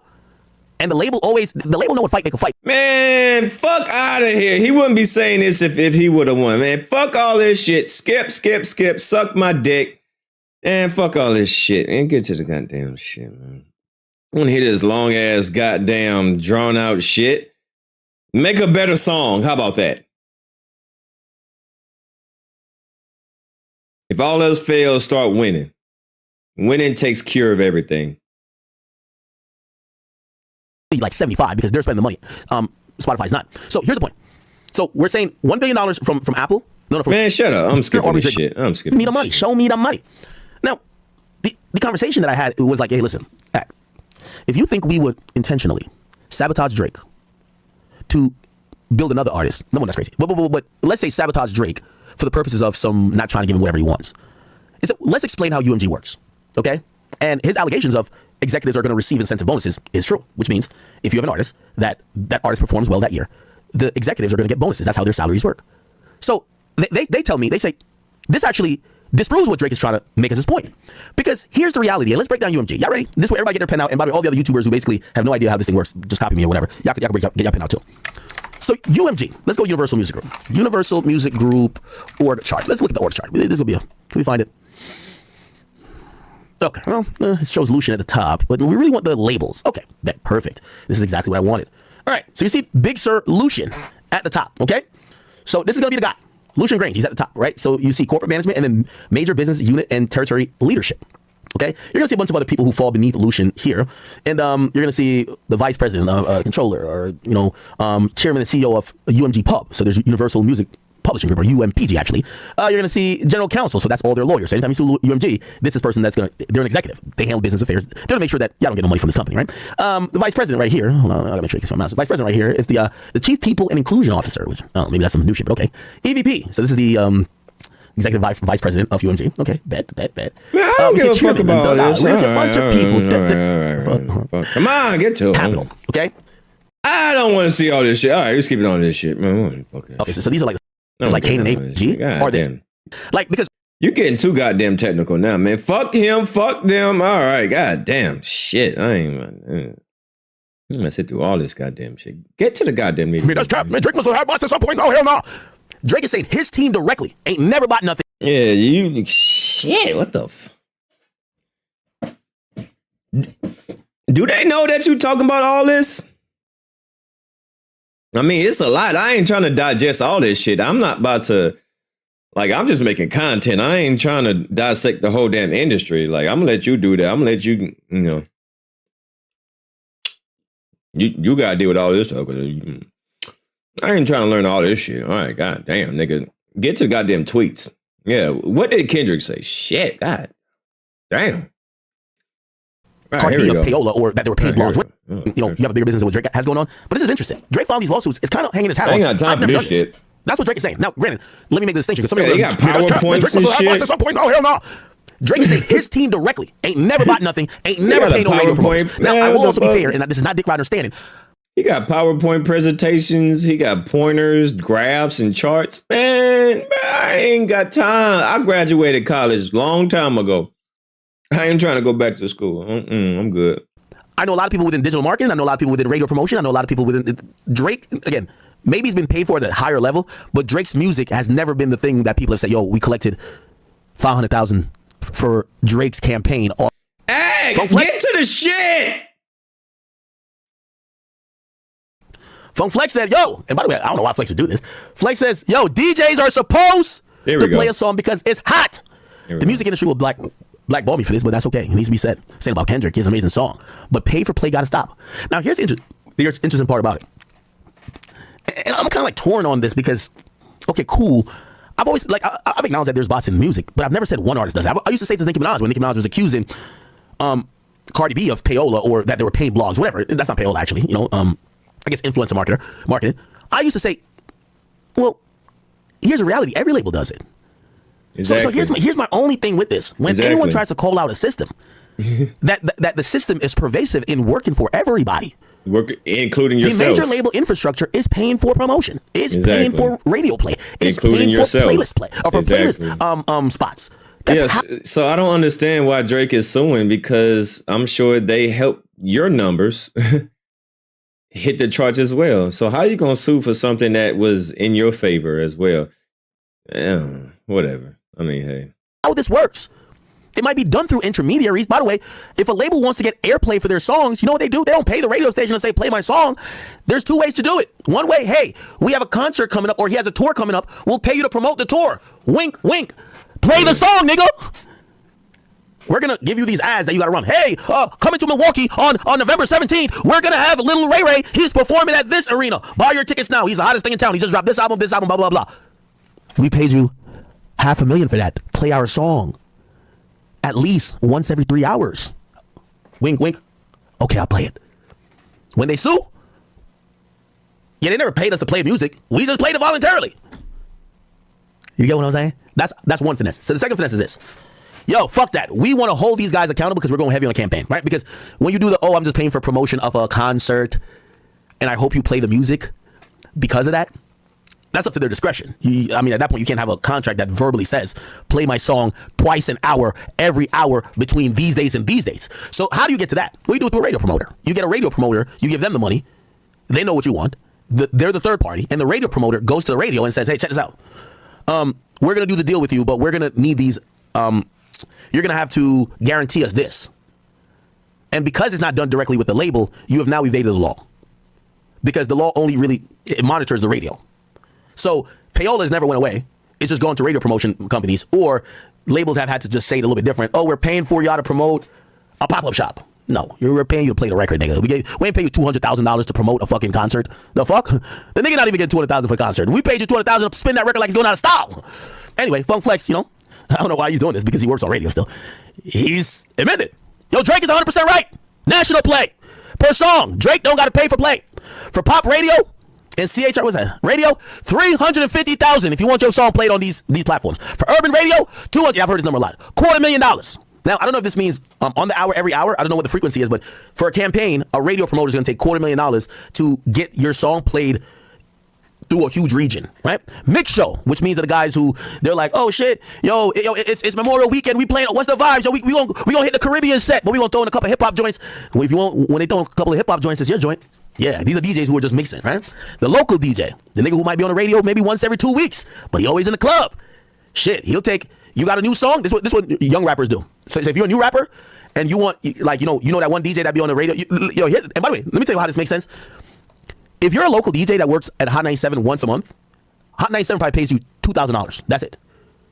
So you're on the radio for 4 hours, or say 3 hours, you get $2,000. $2,000. It's a lot of money still, but still. So for 3 hours, $2,000, right? If you pay that radio DJ $3,000 as an artist, because they have an audience, which is the radio, you pay him $3,000. Remember that DJ has certain free reign to play what they want. Not everything, but certain things. Those few songs they could pick as their discretion, they're going to play your song. That's how they make their money. Right. So they're getting paid $2,000 by the radio station. I get it. I get it. This game is great. I hope all you guys can do what you're doing. This is why I get it. If anything, this is why Drake, people won't get mad at Drake. Yo, Drake, you're fucking up the game. Fucking up the game. Yeah, that's why he better just settle, because he over here snitching. I mean, this is the obvious. You know, if you want a song played, you slip the DJ $100. Hey, play this song. You know, if you a new artist, you go to the DJ booth. Hey, here's $200. You know, can you just play my song? You know, right now. Duh. Like, I mean, this is duh. I mean, this is not surprising, you know. Yeah, this is how some of these niggas feeding their families. Yeah, some of this shit legal, but hey, this is what it is. This is the finesse. The label's finesse, everybody else finesse. Label's finesse, the radio station niggas finesse, that's what happened, right? Cool. So it's 5 days a week. Yeah, most of those DJs wouldn't be on 5 days a week, or else, you know, like, you get paid a different rate because they're gonna want you to play 5 days a week. So that's why independent artists don't rise to the top. Yeah, here's the thing, for anybody who's independent, I ain't telling y'all to go sell drugs, but if you want to pop off in this game, you got to have $100,000 to invest. Because here's the thing, nobody's going to do shit for free. You want to get on the radio, it's money. There's nobody going to be like it happens, but very rarely. People are like, oh my God, this shit sounds good. Like, let's fight for this person and get platformed at whatever. No, it's going to be you using your money to pay a nigga who knows a nigga who has access to the other nigga that makes the list or does the DJing. That's how it goes. Right? It says, this is why independent artists don't rise to the top. All you artists know I ain't never take a dime from you. Your manager, your labels. The bomb has no price. Yeah, that's how it goes. It definitely do go like that. I'm surprised that he was just to say it though. Yo, Flex, you wildin', bro. Flex, you wildin', bro. All right, anyway. So cool. So UMG has directed its digital marketing team to use discretional funds provided or reimbursed by UMG to pay unknown third parties to share the Not Like Us songs in the days after they were released. Now, I do have a problem with this slightly, just because I'm one of the people who, that's the industry that I play in. And granted, I will be very honest, Kendrick's team has never paid me a dime. And I've talked to because I work with the people. Like, I'm mad transparent. Like, the niggas who pay for this is why when y'all tell me, yo, accurate line about the niggas who work for Kendrick, I make millions with. What are you talking about? Matter of fact, they used to work for multiple labels. They only work for Kendrick now. And I would never name them because I fuck with them guys. Like, who cares if they're just on, bro, they're making their money. Let them do their thing. And by the way, you know what they told me? They said, listen, when Kendrick was, because Kendrick spent money. If you think Kendrick can spend money, you're a fucking idiot. There was a directive. They said when the Kendrick promo goes like this: when Ak get on stream, if he ever has a weird facial expression to Drake shit or criticizes Drake or says something that makes, this is during the battle, clip that and send it out to the blogs. You're spending up to $30,000-$40,000 for blogs to repost. So they're pretty much reposting me, except none of it goes to, and I guess they think I have a conglomerate, which I guess I do. Me and all like my chat nigga like associates. So anybody who likes Drake, who I fuck with, no money got spent with us, which is cool. I mean, I get it. Like, I'm not mad. What the fuck? But you know, it happens. And I'm not. There's nothing wrong with it. I think ain't nothing wrong with it. Like, to keep it real, you know, I really think I'll be looking at Drake like, Drake, everybody spends money. You should spend money. I'm sorry. Like, this is what's going on. So Drake is trying to say, nah, the game ain't fair. And I'm like, bro, this game has been done everywhere. Every artist is doing it. Like, I get it. You were so hot for so long that you've never had to do it. But he just a spoiled brat, man. Get the fuck out of here, man. Drake gonna have to, yeah. Drake on some bullshit. I mean, unless you think you the chosen one. I mean, hey, if you think you the chosen one, go for it. But I don't think this is gonna end too well for you, Drake, in my opinion. Don't think it was only done to you. Every big song that's came out, there is hundreds of thousands of dollars and millions of dollars being spent all over the place. Nigga, I was in Atlantic when they told me, they said, yo, Ak, we rather promote music, like, I won't even tell you what artists, music like this. They said to buy a Time magazine cover is $500,000. And it doesn't do that much. Everything is a payment, brother. Like, I'm keeping it a bean with y'all. Y'all don't want to hear it. Y'all want to believe like these rappers are pure. This is a business. You think, Kendrick is generating, he's about to generate $50 to $100 million with Not Like Us. You think this is just because people like it? Of course people like it. And that's another thing I think Drake is, I don't know if his filings are his own opinion. People do like the song. Yes. But was money spent? Duh. Should have money, on every big song, money spent. Work, him and Rihanna, money was spent. Trust me, Rihanna's label ran it through the roof. Shout out to Rock Nation, nigga. They ran that shit through the roof. That's how it should go, though. It is what it is. Like, you know, so me, I kind of see a nuanced perspective where I'm like, yeah, the Kendrick bot? Of course. In my opinion, of course it was a bot. Is that the only reason the song's hot? Fuck no. People really like it. He did tap in the culture. People like the shit. But I do look at Drake filings to say, yo, this is threatening to blow up what's going on in the industry. Except I'm looking at it to say, bro, maybe you've been hot for too long. You don't understand how everything moves in this situation, because every artist, and I don't want to name their names because I work with them directly, including you, Drake, including you. So act like nigga. If you like nigga, like you're snitching on yourself, bro. Like, what are you doing? Like, Drake think he's bigger than a program, basically. Drake is feeling himself, man. He think he bigger than program. He got more #1 hits than Michael. All right, well, you're going to end up like Michael, R.I.P. You know, R.I.P. to Michael, but nigga, nobody's bigger than a program. That ain't going to happen, Kevin. All right, do you know who Michael Jackson is? Or was? Man, and you think you bigger than him? Okay. Mike is a clear indication nobody's bigger than a program. Nobody. Okay. Nobody. Work with all these guys' team. So, you know, part of this does come across like Drake is blowing the whistle. Like, he's like it's a nigga who goes to... Listen, if they don't get you now, they gonna get you later. All right? Just because they don't get you now, trust me, they just waiting. They just waiting. All right? So, good luck. The local basketball court, yo, some nigga come through balling, use his own ball, shooting from half court, and be like, and he gets tight. He's like, I'm taking my ball, I'm going home. Like, damn, what the fuck? Nigga, you was scoring with the same ball too. Yeah, a part of that comes across like that, right? Because everything to anybody in the industry, with Drake is a legend here, none of this is new. Oh, do I think, but I don't think it's UMG. I think Kendrick's team directly paid a bunch of niggas. I know they paid a bunch of niggas. Somebody said, how does this ultimately play out? Does Drake win money? I think no. I think no, because here's this.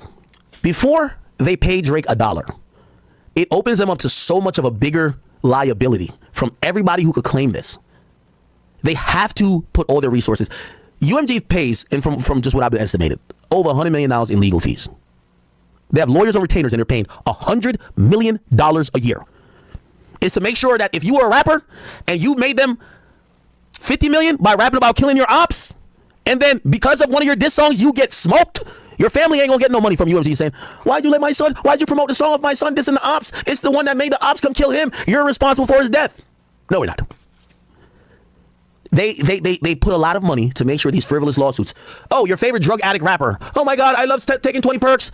I'm high off the codeine, the promethazine, the Xanny. The Xanny got me lit. Okay, that nigga dies 2 weeks later off an overdose. Their mom is like, oh my God, my son never used to take drugs. I'm suing the company. Why did y'all let my son drop a song about his Xanny his Xanny addiction? Their lawyers squash all that. Universal's not paying no money to nobody, bro. So that's what I'm saying. If they have avoided lawsuits that could come from, you think FBG Dub Mama could go sue UMG and win? Dirk dropped a song and made millions, and UMG made millions called Shoulda Ducked. Vaughn dropped a song, took him to the O. You think she could go with no money from them? Fuck no. You know why? Everybody who ever got their shit split, respectfully, their mamas would be lining up saying, I'm suing the record company because people diss me. No, it don't work like that. You ain't winning nothing. So I don't think Drake gonna win nothing either. I don't care how much lawyers he got. Yeah, Drake's a billionaire. Like, listen, I know we talking about Drake like you're a big dog, but Drake's a billionaire to $1 trillion industry. Come on, bro. Like he's a little piece of the pie. And this would threaten to fuck up the entire game. Now, granted, let me be cynical. I'll be cynical with y'all. If Drake wins here, music is forever changed. Forever changed. Forever changed. Because now, once music gets to a certain level, like, yeah, maybe drill music still happens or certain lower level music still happens where people are saying, yo, you a bitch, I heard you slept with a transformer, which might be a lie.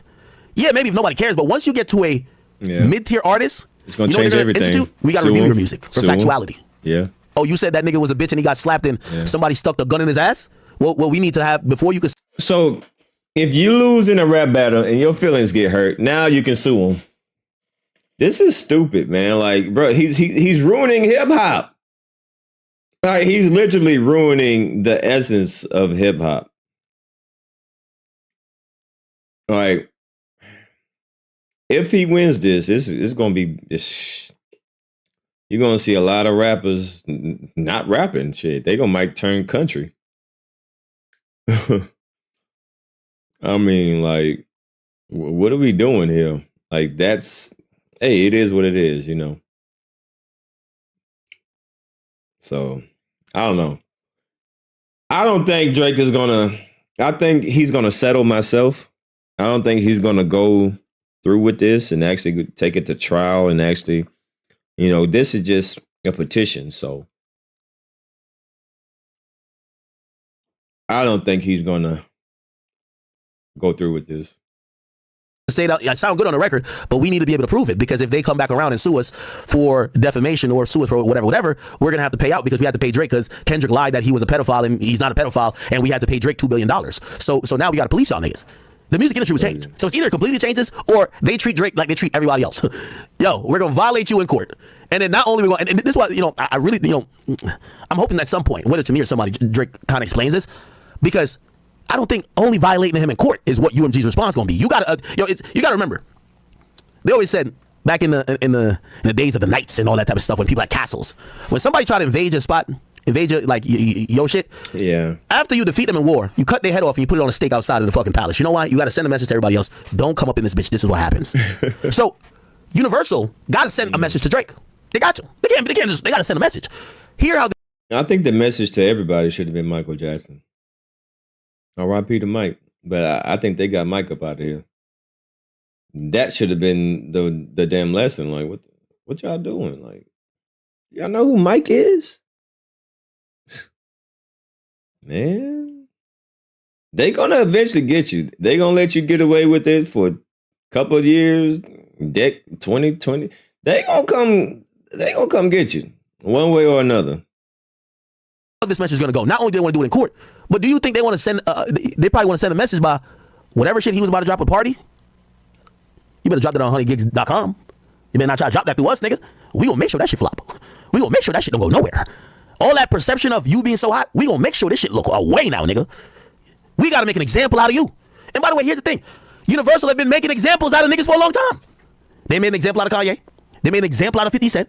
Anytime a nigga think he's too big for their britches, granted, you might argue like, oh no, well, I would argue when 50, put it like this, 50 was the hottest thing smoking from 2002, 2003 to 2005. And in 2005, 2006, the moment he went against Jimmy Iovine and not necessarily even, he didn't even touch Lucian. He didn't even get to Lucian. He got to one of the niggas who was on the list below Lucian. At that point, they said, I hope you got some movie scripts because you're done here, nigga. I hope you got some movie scripts because you're finito. 50 was completely obliterated. They crowned Kanye the new winner. 50 started, like, come on, bruv. You can't fuck with Universal, bro. Yeah, I remember. Who's done it and won? Except Taylor. That's why I keep saying it's a Taylor Swift moment. Who's done it? For now. I'm just saying, if you see Taylor Swift just randomly getting sick and they're not gonna get her now, but they're gonna get her later. Allegedly. They just wait for the moment. Same thing with Mike. They didn't get him back then, but they got him later. And so Taylor, they're gonna be on your ass too. Look what they did to Kanye. Remember Kanye was like, yo, they won't let me buy back. Remember, look, what company owns Universal? Drake going to Universal. He's not even going to Republic. He's going to Universal. What owns Universal? What owns Def Jam? Universal. Exactly. Evil is evil. So Universal owns all these companies. No way around it. Remember when Kanye was like, yo, they won't let me buy it. When he showed the contract, Kanye shows contract, Def Jam. You got to realize, nigga, they boxed that nigga out. Now, granted, he's still selling 120K without that. Right? But then he spiraled all the way into doing some anti-Semitic shit. Then they just dropped him with cause. But he ain't never went at Universal, like the parent company. His fight was with Def Jam. They bodied the shit out of Kanye. Kick that nigga out of here. Get out of here, nigga. Go sell some sneakers. Get out of here. Go to Japan. Go get head on the rafts. Fuck out of here, nigga. Damn. So that's why I'm looking at the Drake thing and I'm like, holy shit. Yo, 50 got fucked up by going at Jimmy Iovine. The game got fucked up by even breathing hard at Jimmy Iovine. Nigga, and that's Interscope. Nigga, Drake is going at the big dogs, man. Yo, I think Ack is scared for Drake. It sounds like Ack is scared. Like, nigga, do you know what you doing? You know, I think this is Ack way like, nigga. I mean, I understand you made a lot of hit songs and all, but you ain't bigger than the program, boy. So it sounds like even Ack is a little reary about this. How the fuck I expect to go at big boss top dog Lucian? Exactly. Y'all can't fuck with him. He gonna have y'all niggas being played in Botswana. Y'all niggas can't fuck with. Now, granted, it appears that Drake looks like he's down to take on the fight. Here's my biggest problem with that. Remember, as I said, timing. Everybody's reading this as you versus Kendrick. This ain't got nothing to do with Kendrick. Like, of course, it's a song, but this was. If I'm listening to this right, Drake been talking to Universal for a year, having all type of problems, running into mad roadblocks. Obviously, when he sees the battle go down the way it did, he's looking at this like, what the fuck? Nah, these niggas was they was trying to help that nigga because they don't fuck with me right now, and that's why we get a lawsuit. But at the end of the day, it don't matter. It's you and Universal. You can't fuck with Universal. No. We ain't seen nobody do it. Only people I've seen one in public opinion or even just in contractually. Dave Chappelle, how he won with Comedy Central. He forced Comedy Central to have to give him back his shit. The people were on his side though.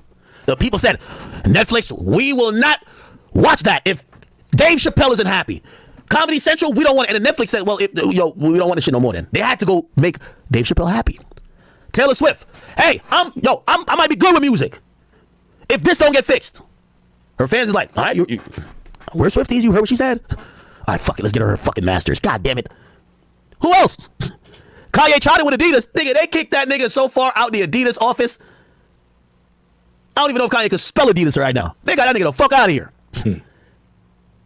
So Kanye thought he could do it with Adidas because after he left Nike, Adidas looked like they were looking at him like that. Oh my God, it's Kanye. Then he tried it with Adidas and they said, get the fuck out of here, nigga. And they sued that nigga and said, we gonna keep your Yeezys too, nigga. We ain't giving that shit back. Fuck out of here. Bodied Kanye. I'm sorry, Kanye's my guy, but bodied him. They still selling Yeezys. And he's still mad. You can't, yo. You had Diddy over here like, all of that shit with Ciroc thinking he like cause of some Harlem shaking, cause he got the niggas with the Ciroc bottle, he good. He start bucking up in the company, Diageo. They said, are you out of your fucking freak off mind? They got him out of paint. Nigga, they were so tight of him, they got him in a jail cell. Fuck out of here, nigga. Stop playing with us. Ciroc is still selling. We ain't hear nothing about no dip. Oh, Ciroc hasn't been sold since the dip. Fuck out of here. They got him out of the paint. They got that nigga out of the paint. So this is what I'm trying to say. Drake having his moment, and the only two people we've seen somewhat successful going against the conglomerate that powered them all these years was Taylor Swift and fucking Dave Chappelle. Kanye kicked to the wayside. Who else? Diddy, they locked his ass up. Jay-Z, Bacardi told that nigga to kick rocks. They did pay him though. But he ran to his other billionaire friends, but he wasn't bucking as people thought he was. He wasn't bucking like Diddy was bucking. Basically, the embassy is getting raided. Yo, what if Kendrick... Do y'all think Kendrick be in the meetings? And UMG was telling, hey, man, this is what we got against Drake. Yo, we gonna arrest this nigga. Put it in a song.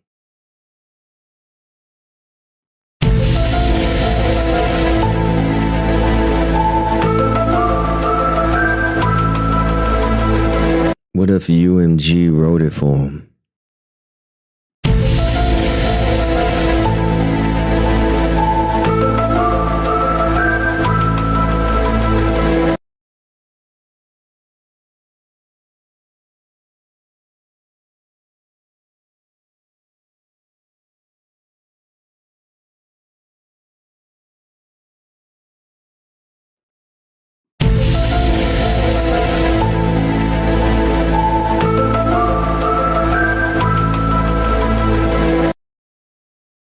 Diddy was bucking. Kanye was tweaking.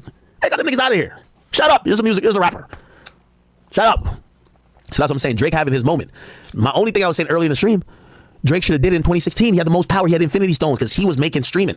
He helped lay the blueprint for the fucking streaming, for the whole streaming market. It was 20 million back then. It's 250 million now for each company.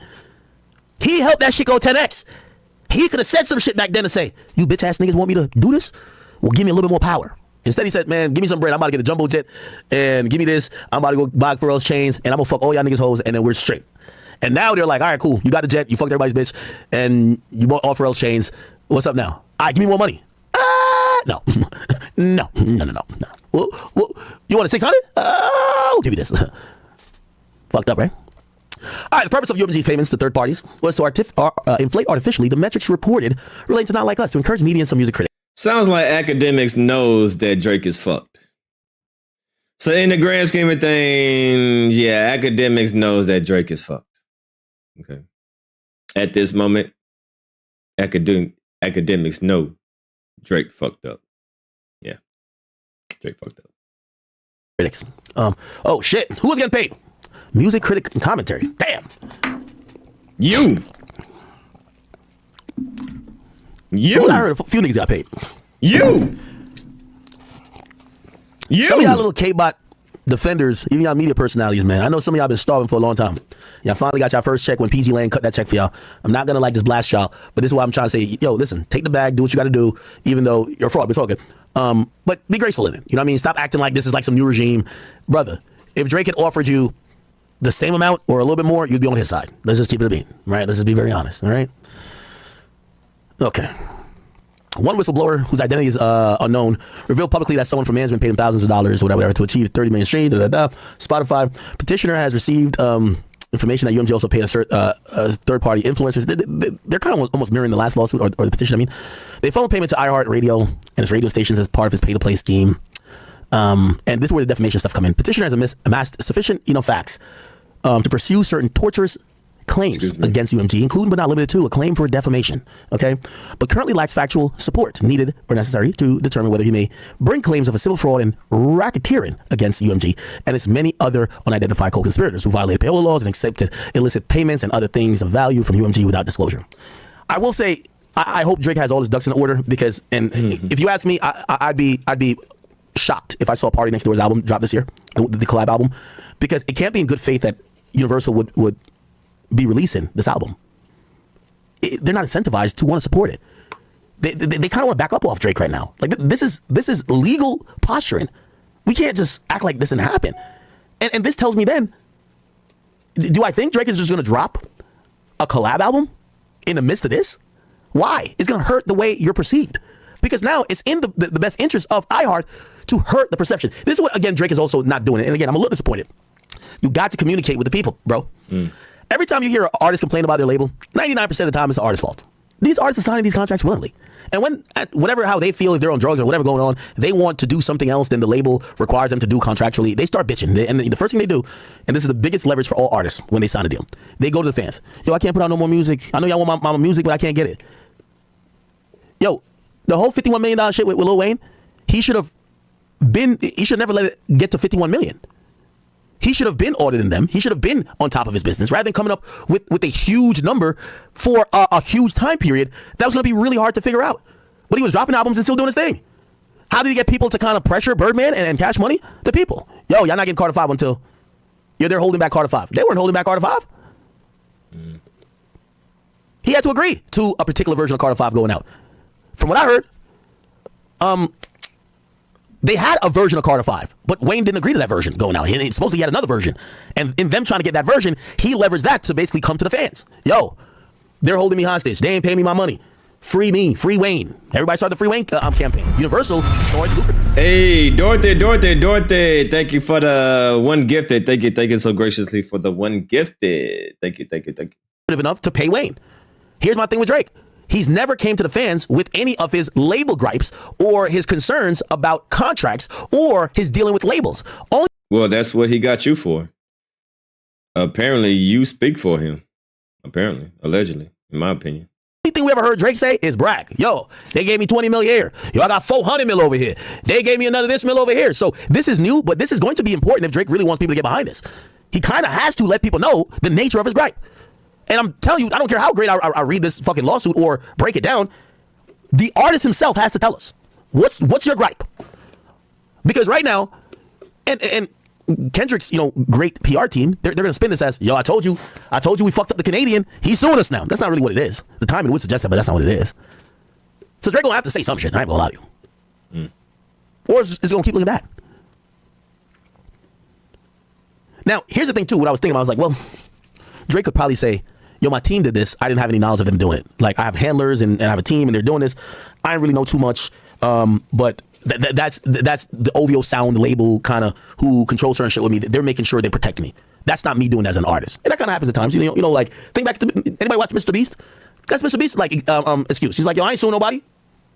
That's people who work for me doing, or not suing, but I didn't invest no money in no coin that got rugged. Like, it's just my people who did that. They were doing it on my behalf because they thought it was the best for me, but that's not something I'm personally doing. And then you start to try to separate the person from their actions because you're like, oh, they have a team. You know what I mean? Like, Jay-Z kind of does a good job with it. Like we'll blame certain shit on Roc Nation. We won't say Jay-Z, even though Jay-Z is the boss of Roc Nation. He owns it, right? But we'll say, oh, Roc Nation, but we won't say, we'll be like, oh, we'll even bring up somebody else like, oh, that's Desiree Perez.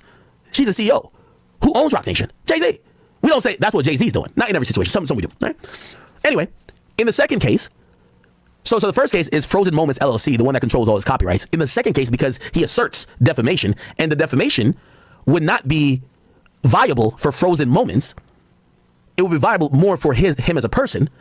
That's why Drake's name is actually on this directly. So Drake is an individual, domiciled and residing in Washington County, Texas. iHeartMedia is an audio media company incorporated in Delaware and with a primary business place of San Antonio, Texas. iHeartMedia principal executives are located in San Antonio, Texas. And iHeartMedia, through its radio division. All right, Act, man, this is too fucking much. God damn. One Dance and these other diamond songs, like, bro, we don't give a damn that much to give you 600 mil. We want to keep you and shit, but we ain't trying to do the most. We get more money off your old shit. And that's why they probably also allow him to drop quicker, because the more an artist drops, it refreshes their old catalog. So rather than give Drake whatever amount of money and say you got to drop every year, because you got to imagine you got to recoup that money. Let's say 400 million, you got to recoup it. It probably makes sense to say, all right, this is going to be a 4-year contract. We're going to recoup 100 million or hope to recoup 100 million a year. But from what I heard, Drake, I don't know if there is no limit to it, but this probably is because it's a contract. But Drake could drop frequently. This is why you see Drake drop a project with, he drops Honestly Nevermind and goes right into, yo, I'm doing Her Loss. And right after Her Loss, he's like, yo, For All the Dogs Coming. Theoretically, the label want him to wait. Yo, wait, my nigga, hold on a second. Because again, if they're counting each, well, they want him to wait because they don't want to count the next one. Not that they want to make money. They don't want to count the next one as an album, because if you speed through a contract, they got to give you another contract. Like, I'll give you the example. No more examples. Fuck. Oh yeah, get to Meek Mill shit. Like, I'll go off if this is your first tweet. I tried to be humble and high off weed. Relax. I think they, their thing might, we ain't gonna get that nigga to go irrelevant, but we'll get him to bleed.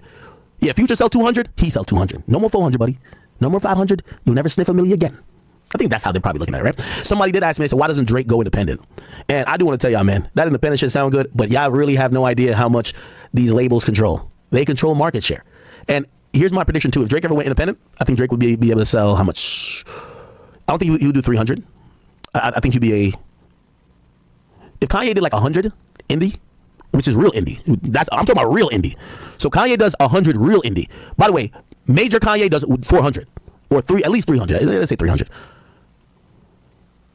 Drake, real indie, does 200.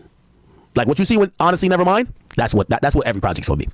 If he's true indie. Now, granted, he's gonna make a fucking shit ton off that, but. A lot of what Drake is the perception that he is the biggest, right? And the biggest is not like, like he would do Future numbers indie. Future would do like 70, like Future would do Meek numbers independent. Oh, let me get to Meek too, because I see Meek say some shit, right? Didn't he block me? Let me get to Meek shit. Okay. So after all that happened, Meek Mill said, and you should probably log off if this is your first tweet. I tried to be humble and high off weed, relax. Now I'm gonna go insane with the dream. That's when somebody should took your phone. Okay, you know that cat meme when it's like, yo, enough posting. Cat meme, stop posting. Like right here, it's time to stop posting, Brody. Stop posting. This is as soon as he tweeted that, this should happen. Stop posting, bro. Stop it. Okay, but it's all good. Meek Millie and his stupidity will always amuse us and entertain us. Okay, so after he said that, the lawsuits or whatever came out, he says, but Meek be tripping, yard, right?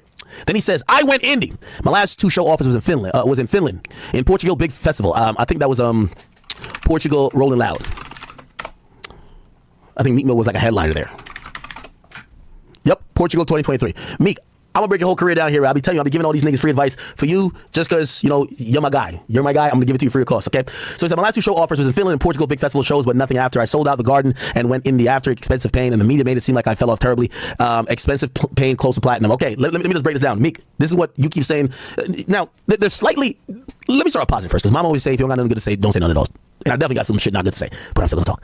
Let me start positive first. Here's the thing. What I will agree with Meek is that, Meek, part of the reason why you're irrelevant right now is because the music industry, just like what they might be doing to Drake at this point, is saying, we're done. You're fired. We're good. Yeah. He be going off on Meek. All right. We're going to skip the Meek part. God damn. All right. Because he about to go off on a whole rant about Meek. Lord have mercy. All right, yeah. Get the champagne poppy. Get the goddamn champagne poppy. All right, goddamn. He just loved talking about Meek. I don't want to hear nothing about no fucking Meek. Come on. So I get it. And that is something Drake is going to have to answer for himself. He has to take accountability for that.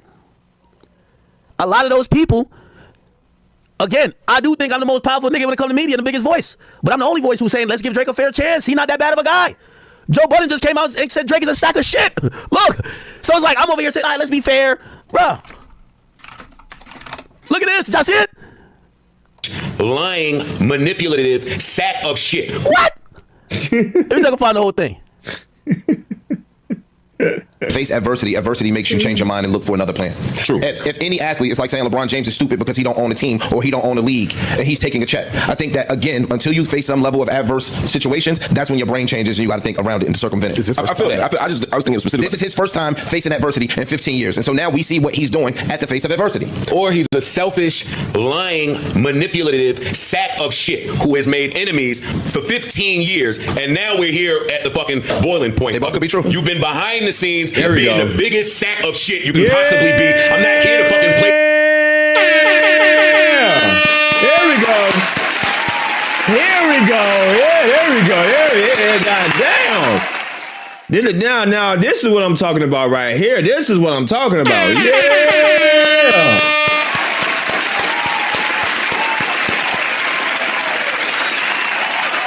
This is what the people, we don't want to hear all that goddamn shit. We want to hear this shit. We don't want to hear all that long ass bullshit you were just saying. Let's get straight to the shit. Let's skip the appetizer, hold the bread, the salad, give me the entree, the dessert. Matter of fact, skip the entree. Just give me the dessert. Give me the bill. I'm ready to go. Yeah. Let's get to it. Play games with you niggas. Let's get to it. That's the backdrop. That's why when y'all be saying act be sucking dick or whatever, I'm saying I don't got the hatred for Drake. That's the thing. And by the way, for everything y'all say about me and Drake, maybe this is why. I never met the nigga. I was never smoking hookah with him in a VHS video and brought my girl around that he could say when he got mad at me, well, I'm fucking Ax's girl. Or I'm fucking his ex. Maybe if he did that, I probably, nigga, you know how I get with niggas I don't fuck with. Maybe it would have been that. He did it to Joe. He did it to all these niggas. Damn. Oh, damn. Damn. So did Act just spill the beans? Damn. Damn. Well, damn. So that's why I get with niggas. Well, I'm never smoking hookah with him in a VA about me and Drake. Maybe this is why. I never met the nigga. I was never smoking hookah with him in a VHS video and brought my girl around that he could say when he got mad at me, well, I'm fucking Ax's girl. Or I'm fucking his ex. Maybe if he did that, I probably, nigga, you know how I get with niggas I don't fuck with. Maybe it would have been that. He did it to Joe.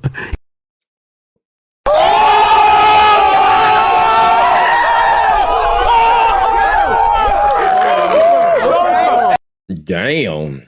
Well, damn. There you go. Whoop, there it is. Whoop, there it is. Well, damn. He did it to all these niggas. So that's what I'm saying. Like, what y'all be thinking is me sucking niggas. Like, me just, yeah, it's my favorite artist, but I kind of give him a fair shake. Yeah, he's not that bad. He ain't done nothing to me. Same with 6ix9ine. Y'all be like, yo, how could you be friends with 6ix9ine? I was about 6ix9ine choosing you, blah, blah, blah. 6ix9ine ain't telling me and manipulating me into the streets. He ain't did business with me and robbed me of $2 million or doing whatever. Nah, he ain't never done it. None of that to me. I don't give niggas a chance. Damn. Niggas know what it is out there. That's it. And he's fucking white. Oh my God. Yo, Joe, let the hate out, brother. Let it out. And I'm not mad at Joe. Let it out. I fuck with Drake, but yo, let me tell you this. Ever since Drake wrote this long ass message, Joe been waiting for his ass. I ain't gonna lie to you. Drake, Joe hater. God damn. This shit right here. Ever since that nigga Drake wrote this shit, nigga, it's been smoke. He said, Joe, you failed at music. You left it behind to do what you're doing in this clip because this is what actually pays your bills. For any artist watching this, just remember, you're watching a failure. Give their opinion on an idea of a recipe of success. A quitter that gives their opinion on how to achieve longevity. You switch careers because the things that pop in your brain had you broke, living check to check, and the raps you write had 450 men showing up to your shows in dusty and Nietzsche jeans to screw up their face to mood music 29 and pretend you're their GOAT.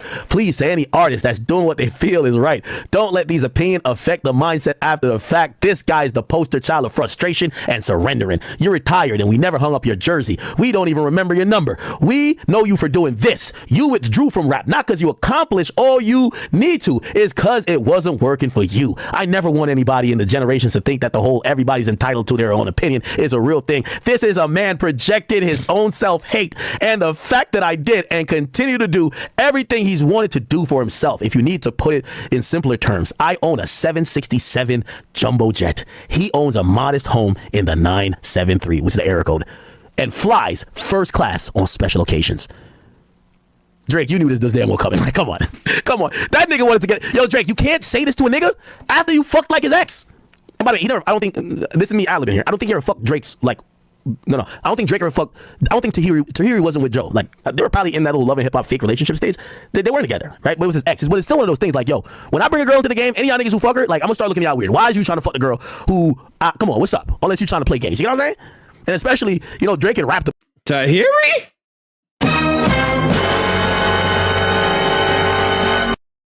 Well, damn. Spill all the beans, Akademiks. Well, damn. About it too. He was just like, I don't know, on one of them songs. Anyway. And he's Jewish. Oh, and he had too much dip on his shit. You have been behind the scenes, hitting niggas' baby moms, sending money to niggas' baby. Yo, dog, you been back and sending. Yo, my nigga Joe go text me. He says, yo, Ak, you're cooking. Yo, he's watching. He says, you're cooking, just not on this point. Not on this point. Yo, Joe, hey, Joe, I'm with you though. I'm with you. Listen, Drake's my favorite. But honestly, I think everyone, like, even the people that want me to just kick his back in, bro, I don't have no, okay, maybe you can say, oh, yeah, I wanted some tickets. Fine. Bro, I don't have, like what Joe is saying, and this is what I said about the Meek thing. Yo, and I'll even say, I'll continue a little bit more even with the Drake. Yo, I talk to artists who, they're all were like, I ain't gonna lie, Drake and his people used to talk to us like they were always gonna be the niggas. To go back to some old shit, I hear certain people say, yo, Drake would hold them for publishing. Like basically like big, like he's hoeing street niggas, like niggas he fucks with, but like when it comes to business, yo, check this out, man. Yo, Drake wants 95% of the publishing, bro. Like, this is the only way you could get a song out. Like, somebody told me this interesting story. They're like, yo, they'll be like, yo, what the fuck? Like, no, that's not, no, let's do business like this. And they said, this is how we go back. This is how I go back.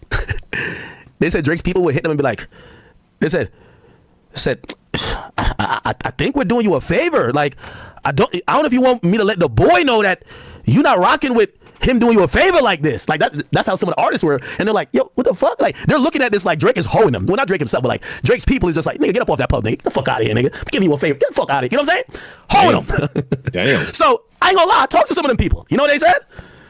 Yo, Drake was kind of moving like he was gonna run this shit forever. Yo, I talked to a nigga, I won't mention his name, a nigga Universal. It hurt my heart, like, because I don't know if he was saying it for me to agree, but he was just like, yo, he's like, yo, it's about time we get some new blood in this, man. Yo, that nigga had his run, good shit, but like, yo, it's time for new blood, man. Like, bro, that nigga had his run, good for him, but it's over now. Let's move on. It's new and no. Watch the party die. God damn it, Kendrick! It's time to watch the party die.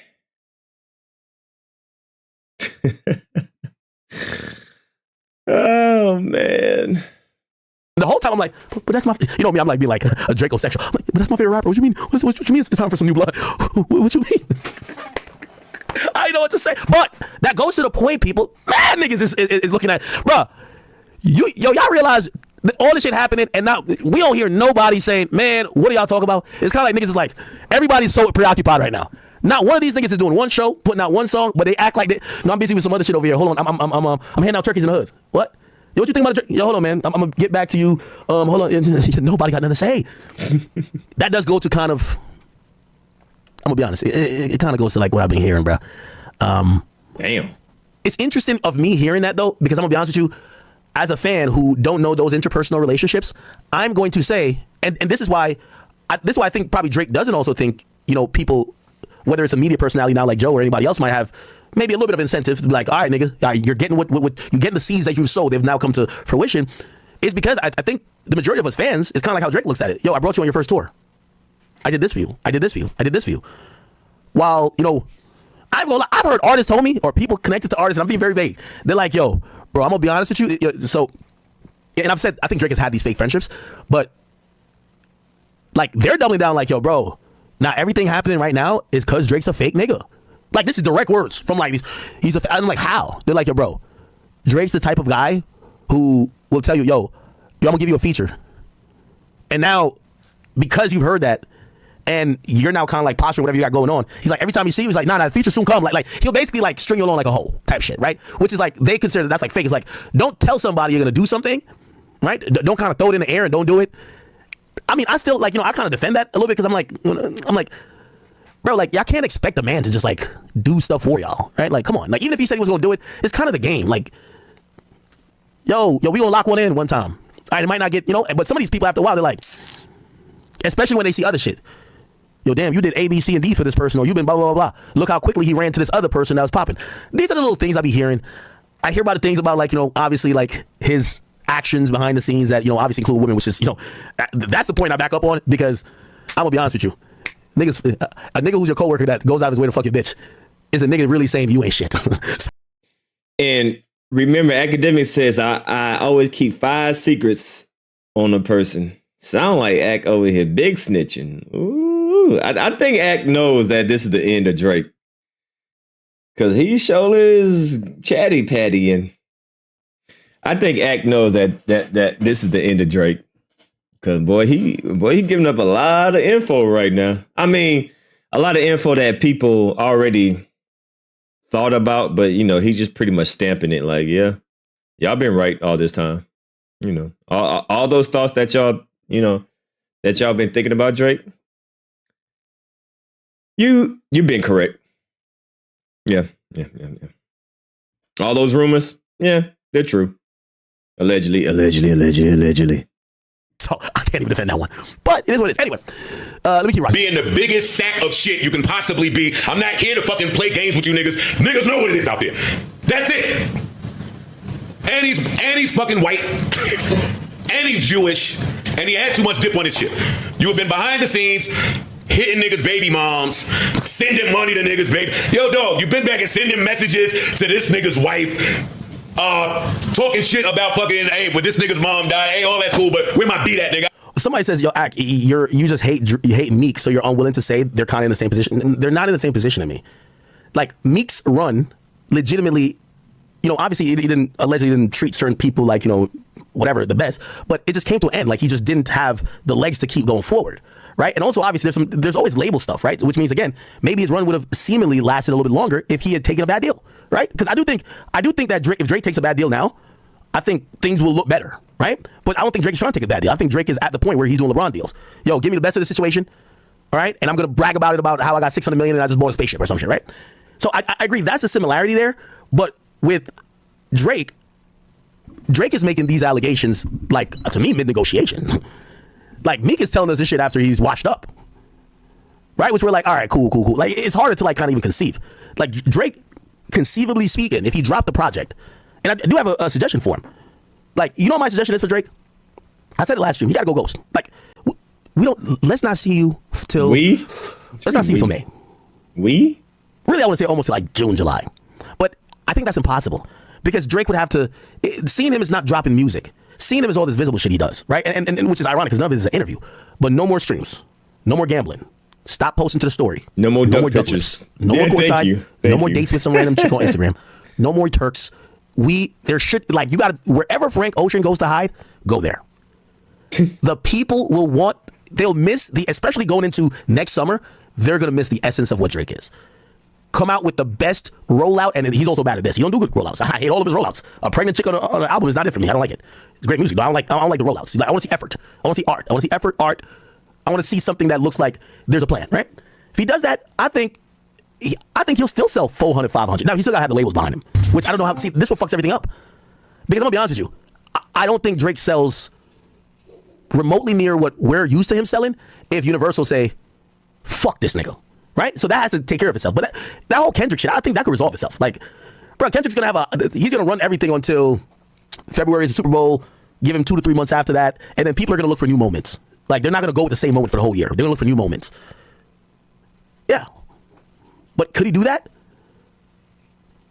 Now, I also would like to offer, I think, because Drake is this multimedia type of artist, again, what I'm being told is that he has a $180 million contract with Stake. My nigga, that's bigger than like every artist's record deal. Why the fuck would you sacrifice these other ancillary money opportunities that you're clearly getting to just go ghost and distant? Now, obviously, it's still a good sacrifice because you could, whatever people think you've lost, you would be able to garner back, in my estimation. But that's him kind of like putting a lot of money to the side. I think, you know, every time Drake pops out somewhere, he's picking up bags. He's a money getter. Could you go ghost? It's hard. We're going to see some chick touring the embassy. We're going to see somebody in Turks watching him on a jet ski. Like, we're going to see something. But that is a way that I've thought that, you know, because right now, I've been there where the internet hates you, bro. I've been there. And if you fight, you end up being the person who's drowning in the pool. The more you go like this, you drown faster. Disappear. And when I mean disappear, bro, whether it even includes don't talk to me, cool. Whether it includes no more responses or no comment to everything, cool. Just like, you got to let the internet feel like they've won. Yeah, y'all got it. Y'all won. Y'all got it. If y'all want to hear all this pro-black shit going into next summer when y'all niggas want to go smoke hookah and go to day parties, fine. Okay? Even though that mustard shit is popping, but still. But eventually, y'all know what I bring to the table. And also another thing I don't like about the Ja Rule reference, Drake is a one of one in what he brings. A literal one of one. One of the reasons I think Drake's run has been that long, even when we think about rappers or whoever, the people that precede them or succeed them are people usually that operate in the same realm or have the same skill set. We haven't seen anybody that we have said, oh, that could be a Drake-like person. I think for like 20 seconds people thought it was Chance, and then they realized New York, New Jersey, New York City, I can tell the people want it. Yeah, I said that. Yeah, I did that. Hey, what's up, though? Beach Boy Dre. Super chatted $4.99. Drake suing after claim and he fed the info on the heart part 6 lol, then 10 seconds later said whoever gave the info was a clown. This is hilarious. Yeah, man. He just doing too much. He just really feeling himself. You know what I mean? I think this is a side effect of, you know, how he grew up. I think this is a reflection of how he grew up, you know. Yeah, he tripping on this one. He tripping on this one. Even Akademiks is like, man, look, Drake, bro, I'm you my man at 50 grand, but Lord have mercy, what are you doing? So it's gonna be interesting to see if he followed throughs with this. To see, you know, if he actually takes this to court, you know, actually goes through the procedure. Right now, it's just a petition. But, you know, it's going to be interesting to see if he's going to drop it or if he's going to settle or is he going to go all the way through, you know? You got to sit back and watch and wait. And then people thought Kirk bangs for a second, but never moved after the first. Like, come on. Like, there's no other person that hits the main checkboxes, and I'll tell you what the checkboxes are, could rap with the best in the game. That's already, like, 1% of the game, right? Could make R&B songs that women are in love with him to a level that his music is a soundtrack to their life. That's another like 1 or 0.5%. There is nobody. You can't name nobody who could be. I think Drake would have at times, his run probably would have been shorter if there was somebody who could do what he do. Somebody said Uzi? Uzi can't rap with 1% of rappers. Are you crazy, nigga? Chris Brown? Chris Brown can't rap with 1%. Come on, bro. Yo, I went to Drake's show. It's 80% women. All these, half of the people that got opinions about this is niggas. Like, this is some hip hop shit. We love it, hip hop shit. When I go to Drake's show, there's 80-year-old women. Like, but there's people that about to die. Like, yo, the demographic when you go to a Drake show, the people spending money that he's selling out the Garden 4 or 5 times Barclays, bro. Like, it's not just this hip hop audience. It's like really this. Like, I would probably even surmise there's more than half of Drake's. I'm not talking about not core, but his general audience. I would say there's over 50% of his audience that don't even know the weight of what this rap battle has done to his perception. Because all they do know is how much they like his music and what their music means to him. And that's the only thing with the Ja Rule thing. I hate when people say it. Like, there are people that listen to Drake's music on a R&B level, like it's the gospel, like it's Bible. Like, for them, that's their Jodeci back in whatever. Like, nobody listens to goddamn Ja Rule like that. There's people who legitimately have listened to Drake rap introspectively about his come up, like me, that I felt this nigga mirrored my life the same way people love J. Cole. Who the fuck does that with Ja Rule? So that's why I can't accept when people say, oh yeah, he's about to fall off like that, and I can't see it. Sending messages to this nigga's wife. Yeah, Rod Wave is one of those guys too, but Rod Wave, he's not a rapper like that. You gotta remember, to be on the number one spot, the one characteristic I don't give a fuck what you could bring new skill sets to the game, you can't replace one. You'll never ever be one of those top 3, top 5 guys if lyrically you can't compete with every rapper in the game. That's one thing we have to love about hip hop. If you can't compete with lyrically with everybody in the game, you'll never be that like place. Even Travis Scott, yeah, we like him, but we put him like in his like ancillary category. He's kind of rap. Of course he's rap. But will we ever talk about a Travis Scott rap compared to a Jake? No, never. That's one of the things, no matter what time is gone, we listen to niggas who shoulder rolling, who's wearing all type of outfits, they standing like this, like, but nothing ever changes when it comes to that lyrical ability to be able to convey your thoughts in a very artistic, lyrical manner that doesn't just rely on song making ability or auto tune or something like that. That's always respected. It's never changed. Somebody say Tory Lanez locked up. And also, here's the thing. Tory Lanez would compare to Drake, except here's the thing. There's nothing that I think the fans think that Tory does that's very different than what Drake has done that distinguish him, or that they think he's done anything better than Drake. That's why it's harder for him to compete. Like, put it like this. If a podcaster is modeling himself after Joe Budden, he's not going to get bigger than Joe Budden. How could he? If the audience is saying, well, yeah, you give us a Joe Budden feel.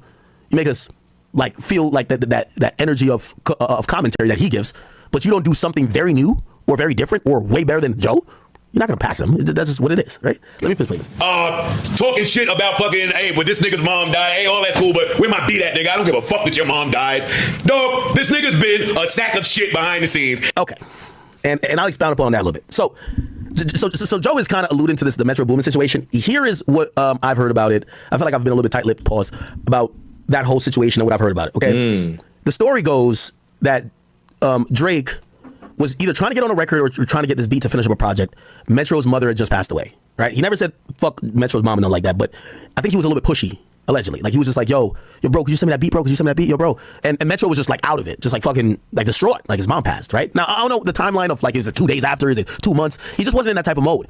And from what I was told, it was just that when it came to Metro, he looked at it like, yo, dog, like, yo, this dude's like not human. Like, he lacks like that type of humanity to understand why music might not be at the top of my mind right now, right? Like, he's a machine almost, right? Which I guess some of you guys might appreciate this. Like, when Drake produces music, but for Metro, it came off insensitive. Like, yo, Yo, this is why is the academics talking all? Yo, he been talking a lot this live stream. What the fuck? Oh yeah, this is a bad sign. Cause he talking a lot about Drake's situation. Something ain't right. Something ain't right. Ack must know this is the end of Drake or something. Cause boy, he's spilling a lot of the beans right now. Yeah, this dude really this guy's just like really just insensitive, just like an asshole type shit, right? And I think with the backdrop of what he was going through,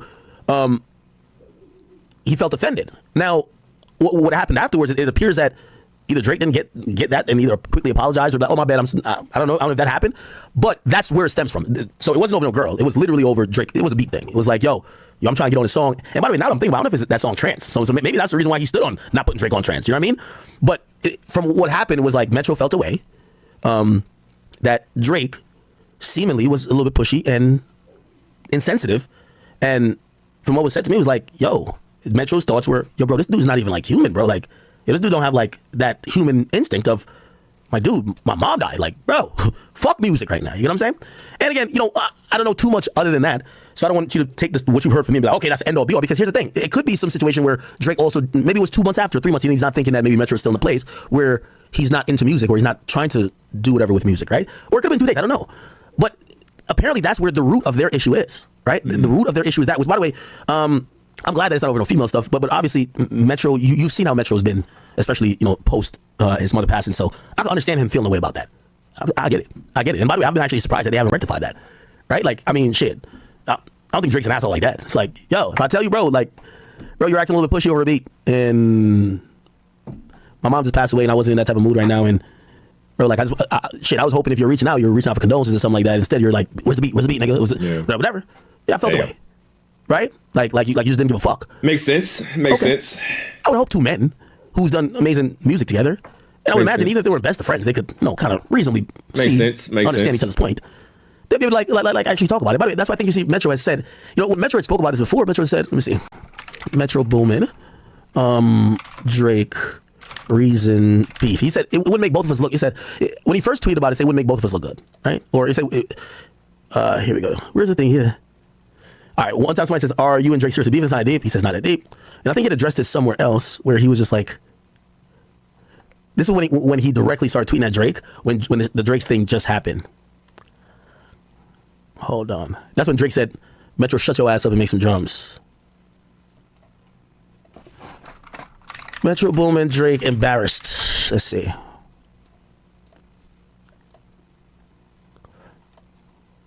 Okay. Is it this? All right, here we go. He says, no, now go make another song, tell more lies, because we both know why you can't tell everyone why I don't fuck with you. That wouldn't be good look for a look either for you, so I'm going to spare us both of that. So I guess, okay. The drum thing was laughable, so I'm going to let it slide. But what we're not going to do is spread lies and have my loved ones involved. I think he has a girlfriend or something like that. So I guess, alluding to you fucking his girl or something like that, or saying whatever, is, he's going to say, nah, that ain't it, right? Clearly because he has a girl. Nobody ever hit my girl. Yeah, and by the way, from even what I've heard, none of this is direct sources, just through grapevines. Yeah, nobody fucked Metro's girl. Like, he has a long-time girl, but all these niggas cheat. Like, they got bad side chicks. Like, Metro got like 5-6 girls in LA, fuck all of them, you know what I mean? Yeah, these guys are sharing girls, right? And then when you're sharing a girl with another nigga, because these are just industry harlots, just whores, that's fucking every nigga, right? Sometimes niggas end up pillow talking to them, right? Like, yo, because they're complaining about what's going on in their life or whatever, you know what I mean? And then other people hear, like, yo, yeah, I ain't gonna lie, when I was around Metro, he was talking shit about you, blah, blah, blah, blah, blah. All right, so I don't think nobody hit his girl. Yeah, nobody hit his girl, but one of his side chicks, of course. You know what I mean? I told you, I think I was fucking a chick that Metro was fucking like a couple years ago in LA. Like, how many years ago? Like 4 years ago, something like that. Like, come on. The hell? Metro, come on, stop it. Anyway, he says, I'm lame, but, and by the way, again, not his main girl. Like, I don't know how long everybody cheats. What the fuck? Get over it. He says, I'm lame, but the first week after like that, you tried to block that radio. I've been sitting on this email for about a month now. Oh, you ain't like that record? And by the way, I do think, if you looked at that email, it don't say that Drake did that. Act big snitching, huh? It said that Republic was saying to Future's label, Epic. Republic is Universal, as I've said. Epic is Sony. When you do a collab album, they almost usually create almost an addendum or like a new deal, like a one-off record deal that kind of allows you to work with this new artist in a joint perspective. And then what gets hammered out is culture. who Salute owns culture. what. What's up, Kiki? Because remember, these are two competing record chat. labels. How do they split it? And then how do they split the administration of rights? So it looks like Republic's people, their PR or radio people are saying, yo, the rights to distribute like that as a single to radio, we have it. You can't do it. So I get it that y'all were trying to do it, but we have to do it, right? And then when we get to realize, who is Metro Boomin signed to?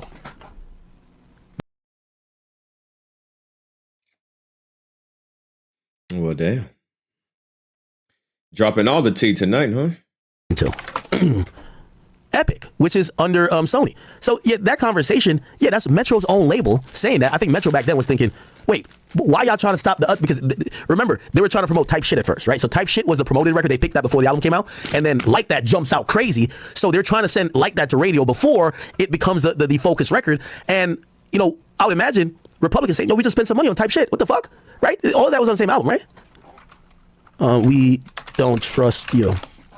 Yeah, I think Type Shit was like the first single. So they're probably looking like, yo, we're spending money promoting. Was it Type Shit? Oh, some shit. Yeah, we're spending money promoting Type Shit, right? We're spending money promoting this, and then y'all are talking about sending another record, right? Because this was like the second single or whatever it was, or third or whatever it was. But yeah, that's what I think it was. But Metro tweeted it out like it was Drake blocking it because he's on the same label with Drake. But here's the thing, and you know, even respectfully, but I'm gonna say a point in Drake's favor and not in Drake's favor too. If Drake is a big dog at Republic, if you think they could stop your single from going out, you know they could have just stopped you from doing the album, right, Metro? They could have stopped you from doing the album, right? And similarly with how Drake is looking at things, right? If you're saying, you know, I know you're saying why would Republic? Remember, Republic don't get money off of Future. They get money off of Metro and you. Why would they do a joint album with a nigga not on their label, and then put the Sabotage record of their biggest artist on a collab joint album with another op label? That don't make sense neither. It's a lot of shit don't make sense, right? Okay. All right. Okay. Is that the only thing? Let me finish. Listen to this. And because he got fans and had Lucian, everybody just get to turn a blind eye. The blind eye days are done. That's done with now. I don't want to hear none of that shit now. Now, we've seen the hand, you've seen their hand. What's it going to be and what are you going to do? That's what it is. Well, he's showing you. He's showing you who he is. I came in here and asked y'all. It was the last Drake single that really popped off. I know that everybody just think I'm a hater, but I'm a student of this shit. And to be that, you got to look at what's going on with Drake. And y'all told me the SZA and Sexy Red record was the one, and that answer was unacceptable for me because to me, that record came and went. There was no legs, and when there's no legs, there's no money. When there's no legs, when the record that should be playing a little longer ain't getting burned like that, I don't remember him having a Singleton God plan. And again, seeing why, listen, I'm finding out all type of shit. Like, for example, chat, look at this, bro. Look at this. And again, you know, I think us fans don't be knowing certain shit, but, you know, some of these things, I think only Drake could answer, right? Like, Drake and Rick Ross. I want these two to make music so bad. It almost hurts. I really like these two making music. I like Rick Ross, I like Drake, right? You know why allegedly they got into it, or not got into it, but like really why Ross don't fuck with Drake? It's kind of like the same thing with, I told you other rappers told me, they're like, yo, Drake would string us on for endless amount of time. Even we'll push our album back because he'd be like, nah, send me a song. We send him a song, we don't get it. We don't get it, or we get it, you don't want to clear it. Oh, we don't want to drop it. Oh, the boy doesn't want to put this out right now. The boy, like, you know, every time people tell me some shit, they're like, they say that's how Drake people talk to them. The boy doesn't want to do that right now. The boy, and they're like, what the fuck? They're like, yo, we just party, we're just chilling. But the Drake Rick Ross thingy, right? Like, look at this. Like, supposedly Grammy nominated song. Go Roses, right? Go Roses, right? If you ever watch the video, Drake's verse is not in the video at all. Remember, this song got nominated for a Grammy, right? By the way, I love this song, like, right? So Drake's verse is not in here at all. Drake is not in the video either. Oh, yeah. Now you gotta imagine also rappers be watching shit too. If Sexy Red got to do anything, Drake is there in a heartbeat. Drake is, you know, he got to. And again, you know, we can also make the argument to say Drake is gonna like he's one man. What more could he fucking do? Like, you know, could be everywhere. But like, no, people are realizing certain shit. Drake does a song, whatever. Video time, Drake ghosting. Drake ain't in the video. The video gets cut, right? The video gets cut without Drake's in it at all, and also gets cut with them editing out Drake's part. Okay, why is that? It's then reported. Or not reported, you know what I mean? But I hear through the grapevines, Drake got in his feelings with Rick Ross. Why? Rick Ross drops Maybach 6. Who's featured on it? Is it 6? No, that's 4. Maybach 6, Rick Ross. Who's featured? Maybach Music 6. You see this name right here? Pusha T. So Pusha T's on it. Drake's like, I'm cool. Feel me? So because Drake does this, allegedly, Drake goes for the whole video, for the other joint. So Ross puts Pusha T here. Ross, I don't think Ross is playing no politics. But now Ross does that. Ain't no Drake for the video. You got to imagine Ross is feeling away. You got to feel away. Yo, Gold Rose is Gold Rose got nominated, bro. Gold Rose is nominated for a Grammy, my nigga. Best rap song of the year. Yo, why is Act talking about all this? Because I remember him saying, you know, I know certain things, but I'm not going to speak on it. He's been speaking on a lot. Why is it? There's a reason why he's speaking on all this. He talking about Metro Boomin. He talking about Joe Budden. Talking about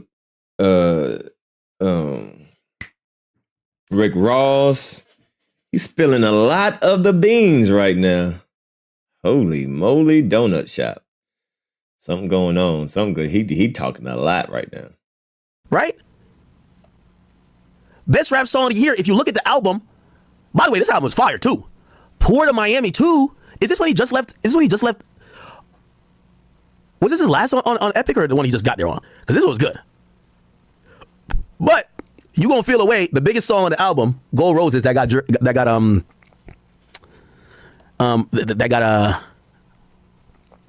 Drake on it. You shoot the video, the nigga go show. And by the way, I don't think the Pusha T version of this song was ever on. I don't think that shit was ever on the album, was it? It was never even on the album. It's on his YouTube though. So when did Drake do this? I mean, Like a runway was cleared for him. White wedding, Vogue had the exclusive. Any blemish on my past was prostitution. Huh. Wait, did Pusha T diss Drake? Hold on. You know you always gotta look at that. Pusha T, Maybach, music, lyrics. But allegedly, this is why Drake ain't do it. Let's see. This must have been a remix, because ain't no way Pusha T was on a record with Wayne, right? Hell no. Oh, this is the extended. What a year, True Colors exposed. Oh, he's rapping pretty much an aftermath of the whole Drake, his beef with Drake, or Drake beef with Kanye, where they said you're hiding a child. Oh, okay, that always makes sense. Crowns on clowns. It's like you colored your nose. We talking skill set or popularity polls. When you speak truth to power, your popularity grows. Peers switch gears out of relevance or fear when their name's not as hot. Who want to stand near? All of you niggas weird. How can you compare? When you say you've been rich, we need that shit like veneers. For every $100,000 chain I see on a thousand-ear neck, I dare not to be. Young nigga, old nigga, you all the same to me. Just one slick tweet from a trending dangerously. Rare form, airborne since clearborn. Been fly like a runway was cleared for him. White wedding, Vogue had the exclusive. Any blemish on my past was prostitution. Sit back and let them draw their own conclusion. A picture's worth 1,000 words, Mr. Houston. You wonder why cocaine's up in every song? Remember Drake had said that, go make up some rhymes about, like, you know, selling weight or whatever. He said, basically said you ain't living, you witness for your folks bad, right? When your music fell, cocaine righted every wrong. White Ferrari, Bo Derek. But inside black, you stand bow-legged. Go home and go get it. Your Miami rental cars are sleeping in my garage, motherfuckers. Yeah, he sneaked this Drake on that a little bit. Okay, I can see. Okay, all right, maybe that's what it was. Yeah, but I don't look at people like Ross and like Khaled. Those are, like, to me, the connoisseurs of collaborations, right? I don't look at yeah, well, I guess I can understand Drake's point too. My nigga, like, yo, I'm on your featured single, bro. You can't have my op on your extended version of the song dissing me. Fuck out of here. Right? I guess. I guess. I guess. Someone ain't right for Act to be talking like this. Very interesting. Very interesting. He just exposing a lot of information right now. Pretty much just. Now, there was a whole Pusha T and Young Thug thing that happened.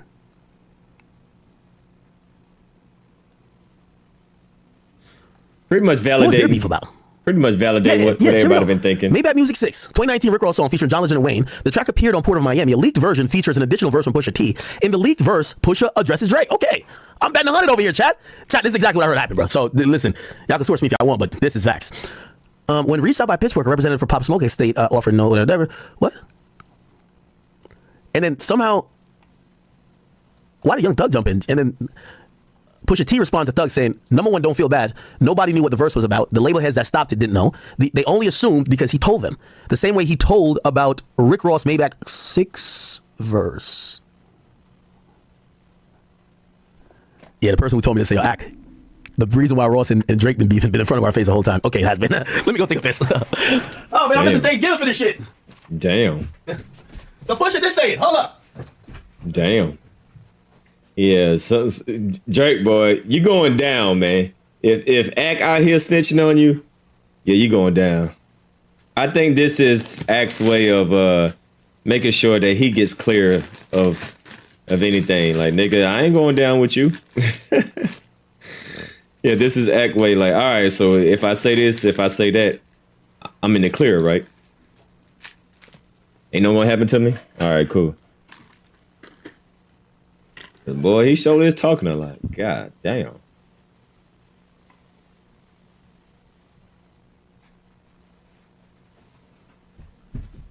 All right, I promise I washed my hands. Promise. I did. Look, it's a little wet. Pause. All right.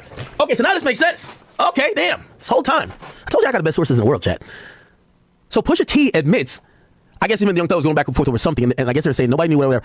They said they only assumed because he told him. I guess that he's Drake. They're saying Drake had told the labels to either remove or change a verse or something, and he said he did the same thing that he did about the Ross Maybach 6 verse. And if he'll tell a record executives, oh, so this is why these niggas be mad at Drake. If he'll tell a record executive about rap verses, God only knows what he'll tell them. I don't deal in police work, police rappers, or police niggas.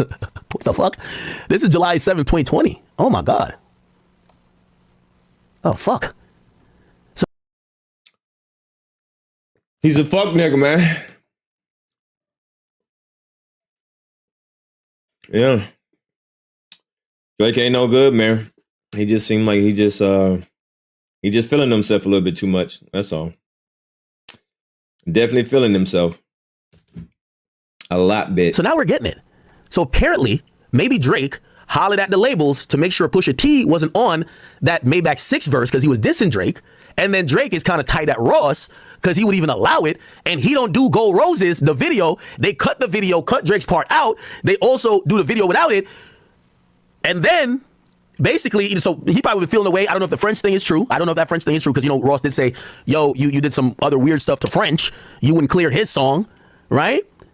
And now when, you know, it was the right time, Ross is like, fuck that. Let me air it out. That's crazy. No fucking way.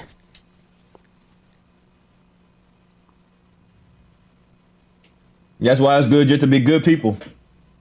It's always good just to be good people. Stop trying to shade people. Stop trying to be. That's fucked up. Yeah, that's what Drake did to Future back in the day, huh? Damn. Yeah, yo, the way I was explained to me, yo, they said it's not like, yo, they basically said everything was prepared. Like Drake was booked to be, yo, Drake fucked up. I guess fucked up. Well, you know, Drake is feeling a certain type of way, man. Like, yo, nigga snitched on me having a son. Like, I was trying to keep it low. Damn. Yo, that's my joint. Yo, if this is the reason, I ain't gonna lie to you, as much as I love Drake and Ross together, if arguably their best song is a reason they never collab again, okay, it'll make it a little bit better. It'll make it better for me because I thought they were beefing over a girl. I was gonna be hurt. I'm like, yo, fuck these hoes. Get back in the studio. So supposedly Drake was booked to be at Gold Roses music. He was supposed to be in the video. Like, nigga, like he's supposed to be in the video. Ross is there. You can imagine Ross. I imagine Ross using one of the phones from the Hustling video, calling Drake like, oh, where you at, Aubrey? White boy, where you at? Let me stop. Rick Ross. What's the name of the video? Is it Hustling? The one where he jumps off the bridge. Not. I imagine him with one of the big ass phones. Nah, it's not Hustling. It's not Hustling. What's that other video? What's that other fucking video? Or am I thinking about We Taking Over? Yeah, somebody jumps off the bridge or something like that. Yeah. Going down minute. I just imagine Rick Ross. Where you at, Aubrey? We're shooting the second verse. Is speeding? All right, that's fucked up. That's fucked up. That's fucked up. I'm sure they had a conversation though, right? I'm pretty sure they had a conversation. They would have to. I'm wondering if Drake, like again, I think us as fans, we do look at things like, yo, bro, he's one man. You know, Young Thug most famously said, Drake is like all of our OGs. Like he's basically he's been doing favors and helping everybody out. These other niggas don't do shit. Like we just seen, everybody's giving Kendrick Lamar credit for putting on like 8 unknown artists on his album. Drake been doing this shit all his career. So maybe I think fans look at it like, all right, yeah, maybe he did fuck up, or like, he iced you out here, or like he didn't show up to this thing. But bro, like he has a good track record. He's helping people out. He's trying to do the right thing, right? Which I would imagine if that's the thinking, we would think that Drake would hit these guys up like, yo, bro, my bad, I missed the video shoot, bro. Like I was just recording in the studio with SZA for like 10 years, and like, yo, I overslept. I couldn't make the flight. My bad, I didn't make it down to Miami to do the Gold Roses video. I'm sorry, my brother. Like, yo, can we do another date? Let's figure it out. Right? I would imagine like that. These guys have made millions of dollars together. I would imagine it would be like that, right? Nope. Somebody said play Speedin'? Speedin' Nope.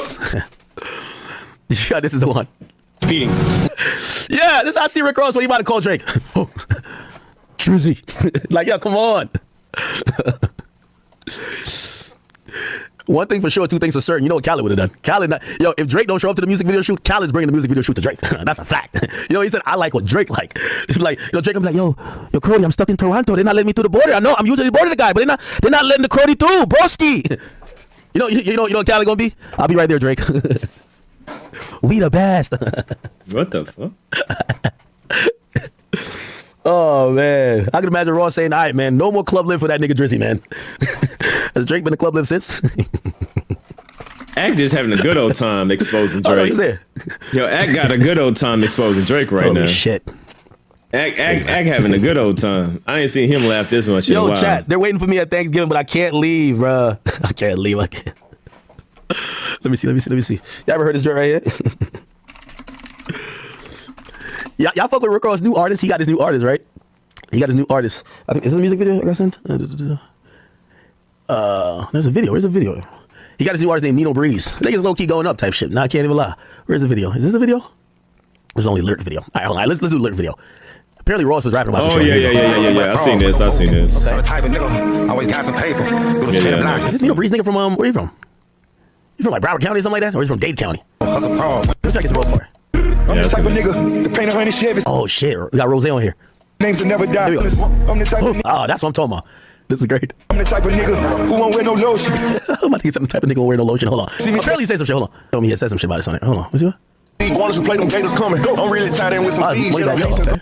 Oh, is he from St. Petersburg? In the boxes like a screaming fucking flip. All right, man. Anyway. All right. Who else has Drake been beefing with that we don't understand why? I'm gonna figure out all these beefs. Oh man. Now Drake and Rick Ross hurt my heart, man. Damn. Drake ain't show up to the Gold Roses video because Rick Ross had Pusha T on the record and Rick Ross was dissing him. Well, damn. We got a lot of secrets today, huh? Oh shit. They said that record was cleared when Drake found out it was taken off. Oh, they said the reason the Pusha T shit wasn't on there on the album. They said the record was cleared. Drake found out, and the label then forced it to be taken off the album. But some of the albums were pressed up as physicals, and that's how the Pusha T shit got out. So they're saying Drake had that label take off Pusha T's verse off. Oh shit. Damn. A lot of exposing. Why do y'all think Ak is exposing so much information now? Because normally he wouldn't say all this. He would keep it to himself. But now, all of a sudden... Apparently, Ross kind of alludes to it here. Every time I lead them lames, that's emotion. Screaming fucking feelings, 50 million men. I'm the type of nigga they do. Once you cross the line, ain't nothing we can rectify. Oh, apparently that's also kind of alluding to the Drake shit. And apparently they've collabed since then, but none of them have been on Ross's projects. It's been on like some Drake shit. That's kind of interesting.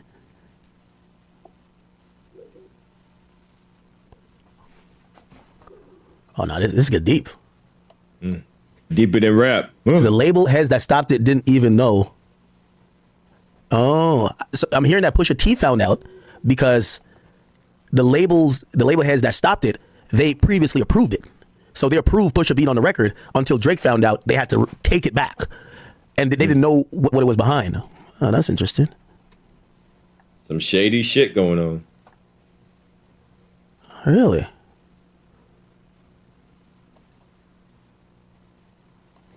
Oh, and this thing was about, you see what? Shortly after the arrival of Pop Smoke's posthumous album, blah, blah. Apparently there was features from these and Gunna, Young Thug, and Pusha T. And on Instagram, Steven Victor appeared to blame the absence of Paranoia from the album on a glitch. As Hypebeast notes, Pusha appears to address Drake with Paranoia lyrics. Pusha T allegedly raps on the alleged track, "You know reality bites, it's chestnut checkers. Those empty threats only sound good on your records. If the patois is not followed by a blocker, it's like Mark for Death Screwface without the chopper. Let him rush the stage. When you made like Sinatra, only to hide the blade flying back through LaGuardia. I might even buy a home out in Mississauga, which is a place in Canada." Oh shit. What? Yo, that's crazy. If Drake had that much power? Had. Keyword. Oh, so Young Thug had said this. "I don't respect the Pusha T verse on the song with me and Gunna because I don't have nothing to do with y'all beef, nor does Gunna. And if I knew that was about him, meaning if he knew that was about Drake, I would have made changes on our behalf. this rapper shit so gay. So basically, Young Thug was basically saying, yo, why the fuck is Pusha T on a song with me and Gunna dissing Drake? Did that song come out? Paranoia. Pop Smoke. Oh, shit.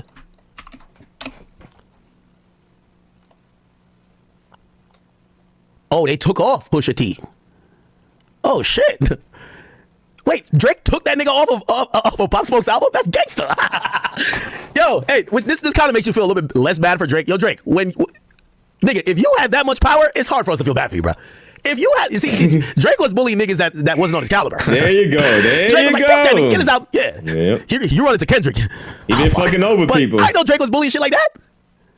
Yo, Drake was like, man, yo, if Pusha gets on anybody's album dissing me, nigga, it's war. I don't know what he said, but if that's it, I'm like, yo, that's fire. Yo, Drake, that's crazy because he even dissed Steven Victor. Didn't he diss Steven Victor too? Duppy Freestyle.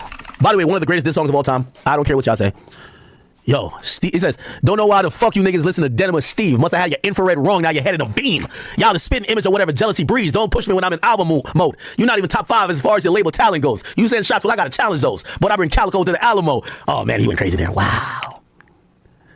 Yo, Drake had that much power, bro? He was taking niggas' songs off albums? I ain't gonna lie, I never heard about Drake like using his power like that. Like I heard some artists, like I could tell they were disgruntled, like I guess Drake hold them like for publishing. But I didn't know Drake was saying, yo, take Pusha off that fucking song immediately, nigga. Nigga, I don't care if it's even Pop Smoke's album after death. Get that nigga verse on that fucking album. And clearly that must have been a thing because Young Thug spoke out about it, right? Young Thug. Damn. Wow, Young Thug was. Oh, there's a video. Hold on. First of all, your verse 7 days, if you know what I mean. Weak. Nah, Thug was running for Aubrey. Oh shit. He was running for Aubrey. Oh, I thought Thug a real one. I'm up for a week. Second of all, you already went crazy the first time, so you ain't even got it. Ain't nothing but a sucker going on double takes and triple takes and basically say, yo, you already did the beef already. Why you still dissing the nigga on the song that other niggas on that? We just trying to make music. So you ain't even got it. Ain't nothing but a sucker going on double takes and triple takes and quadruple takes. You should just got all of that on the first song. You put the first song out. You ain't even had to do all that on those niggas. You just feel like you ain't gonna get enough views on your own shit. So you came and put some bullshit on a whole nother nigga who's resting in peace of music. Oh. Trying to fuck up a nigga whole vibe. Because you feel like, but this is the perfect platform. Thug, Gunna, and Pop Smoke, this is the perfect platform to wet this nigga ass. This is the perfect song to do it on. Why the fuck you ain't do that shit on your own song? Do that shit on your own song, nigga. Yeah, and this album came out what year? 2020. You gotta remember, Drake and Thugger and them, they locked in. Drake, Thugger, Baby, Gunna, they're locked in. You know, Drake tapped in with Atlanta. Like, real talk. Come on now. Oh, okay. Now it's making all sense, man. Yo, so Drake was bullying shit. I ain't gonna lie, Drake. If he was bullying niggas, I don't know if we can feel bad if you're getting bullied. Like, that's kind of what it is, though, right? Like, if you telling niggas, yo, you can't put this song, this verse on, this whatever. I'm hoping it's not a situation where it's like, nah, don't put out, like, nobody's gonna bully Kendrick shit. Like, Kendrick is an artist. He's not on your level, but he's right there. Nobody give a fuck about no Pusha T. Like, respectfully. What I mean, like, if Pusha says he wants to do A, and you're Drake, and you said, yo, y'all better not put that on there, they're gonna be like, Drake doesn't like it. If Kendrick wants to do A, and you say you don't like it, they're putting that shit on there. They're gonna be like, well, deal with it, nigga. So at the end of the day, Joe Budden wasn't wrong. They said Drake tried a little boy Rick Ross. Then I'm getting told they said Rick Ross gave Drake a song for CLB. Drake CLB. They said whatever song on there, Ross gave him that song. Apparently he's featured on that song too. Let me look. Is Ross? So basically, he just a slimy, grimy individual. Oh shit! What the fuck?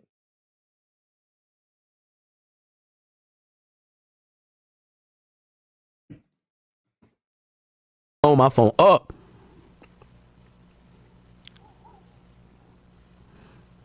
Oh, fake bully. I hate bullies. You must be a terrible person.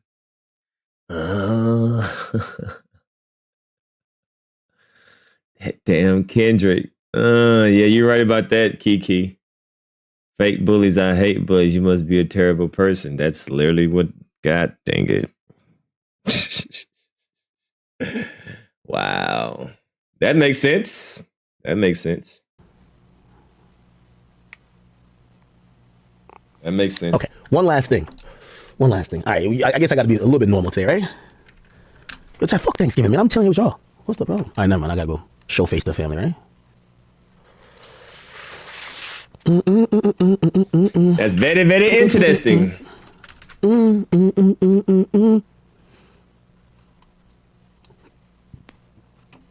Hold on, give me one more second. I'm looking. Give me 1 second. Figuring the bitch out.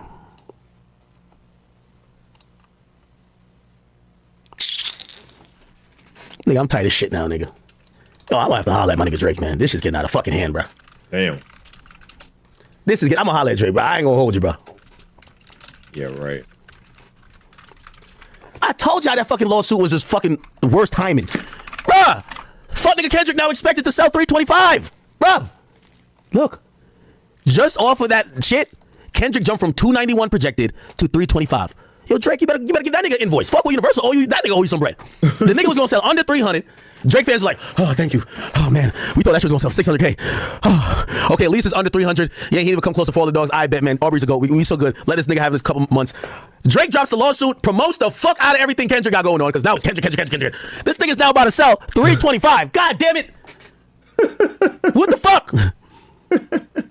Yo, I gotta teach Drake what I do when I don't like niggas and they're dropping. Yo, when Meek was dropping, I couldn't say a word. I couldn't say a tweet. I was acting like I don't see nothing going on. The moment the first week sales was in, nigga, I was popping all type of shit, nigga. Me, I ignore op till the first week sales come in. Then I start basking in your failure. I'm not gonna tweet out your shit second day in. The fuck? Hell nah. Crazy? I'm not no dummy. Nigga, I'm trying to help you fail. I ain't trying to help you win. The fuck? Right. Thank you, Drake. I gotta tell Drake, no, do nothing more this. Well, actually, the tracking week ends today, so it doesn't matter. I was gonna say, we gotta keep this fuck nigga below 400. It sounds like hate, but yo, us Drake fans need a win. We need a win right now, and the win is that nigga in his biggest moment ever can't fuck with Drake. We did 400K. He can't fuck with us. We different. Okay?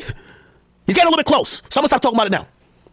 Everybody go enjoy their Thanksgiving. Chat, I don't know if I'm gonna be back later tonight because the itis might kick in, but I got to stream tomorrow. A lot of topics that I've missed. I love y'all. I hope you realize I love y'all by me giving you my time. You guys give me your time. You give me your resources, your subscriptions, your donations. But most of all, nothing is more important than your time. I hope that you guys spend the rest of the day with your loved ones, whoever you value. All right, shut up, bitch. Well, damn.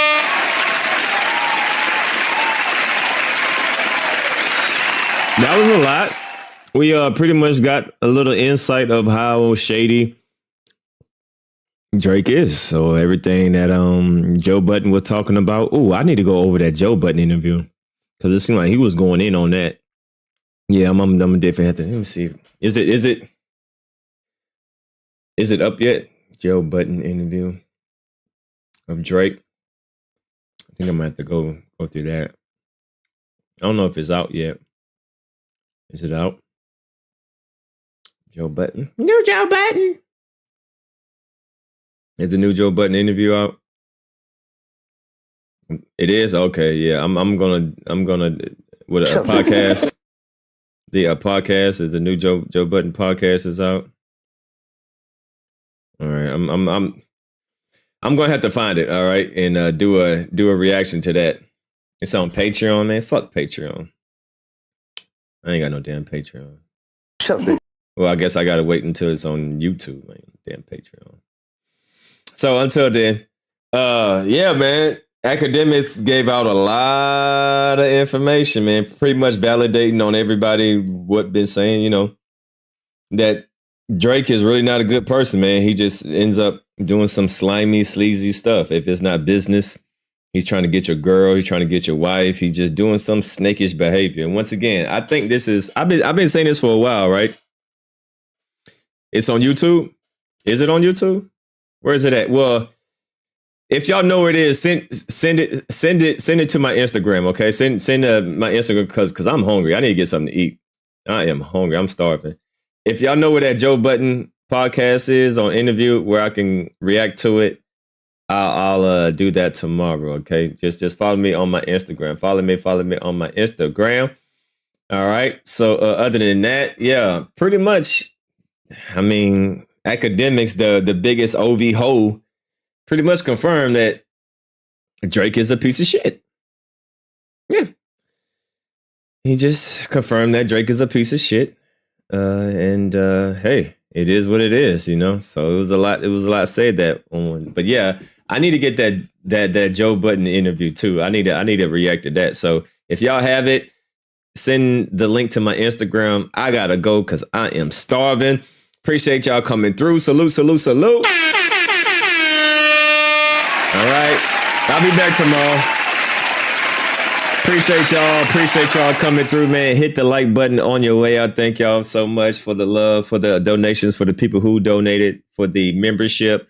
And most importantly, man, just hit the like button and subscribe to the channel if you are new. I gotta go because I am hungry. All right, so I'll definitely see y'all tomorrow. Then that, man, salute to the chat. What's up, Chuck? What's up, Kiki, Dorothy, and O Speaks? Who we got up there? UTE. Kiki was good. I see y'all in the chat. And Stevens. Who else we got up in this thing? Greedy, what's up? Yeah, man, salute to everybody up in this thing. C-Dub Stores, what's up? Change, I see you in the building. Sims, Classy, man, just salute to everybody in the chat. Appreciate y'all. And yeah, man, I'll see y'all tomorrow. I'm up out of here, y'all. Peace. I'm gone.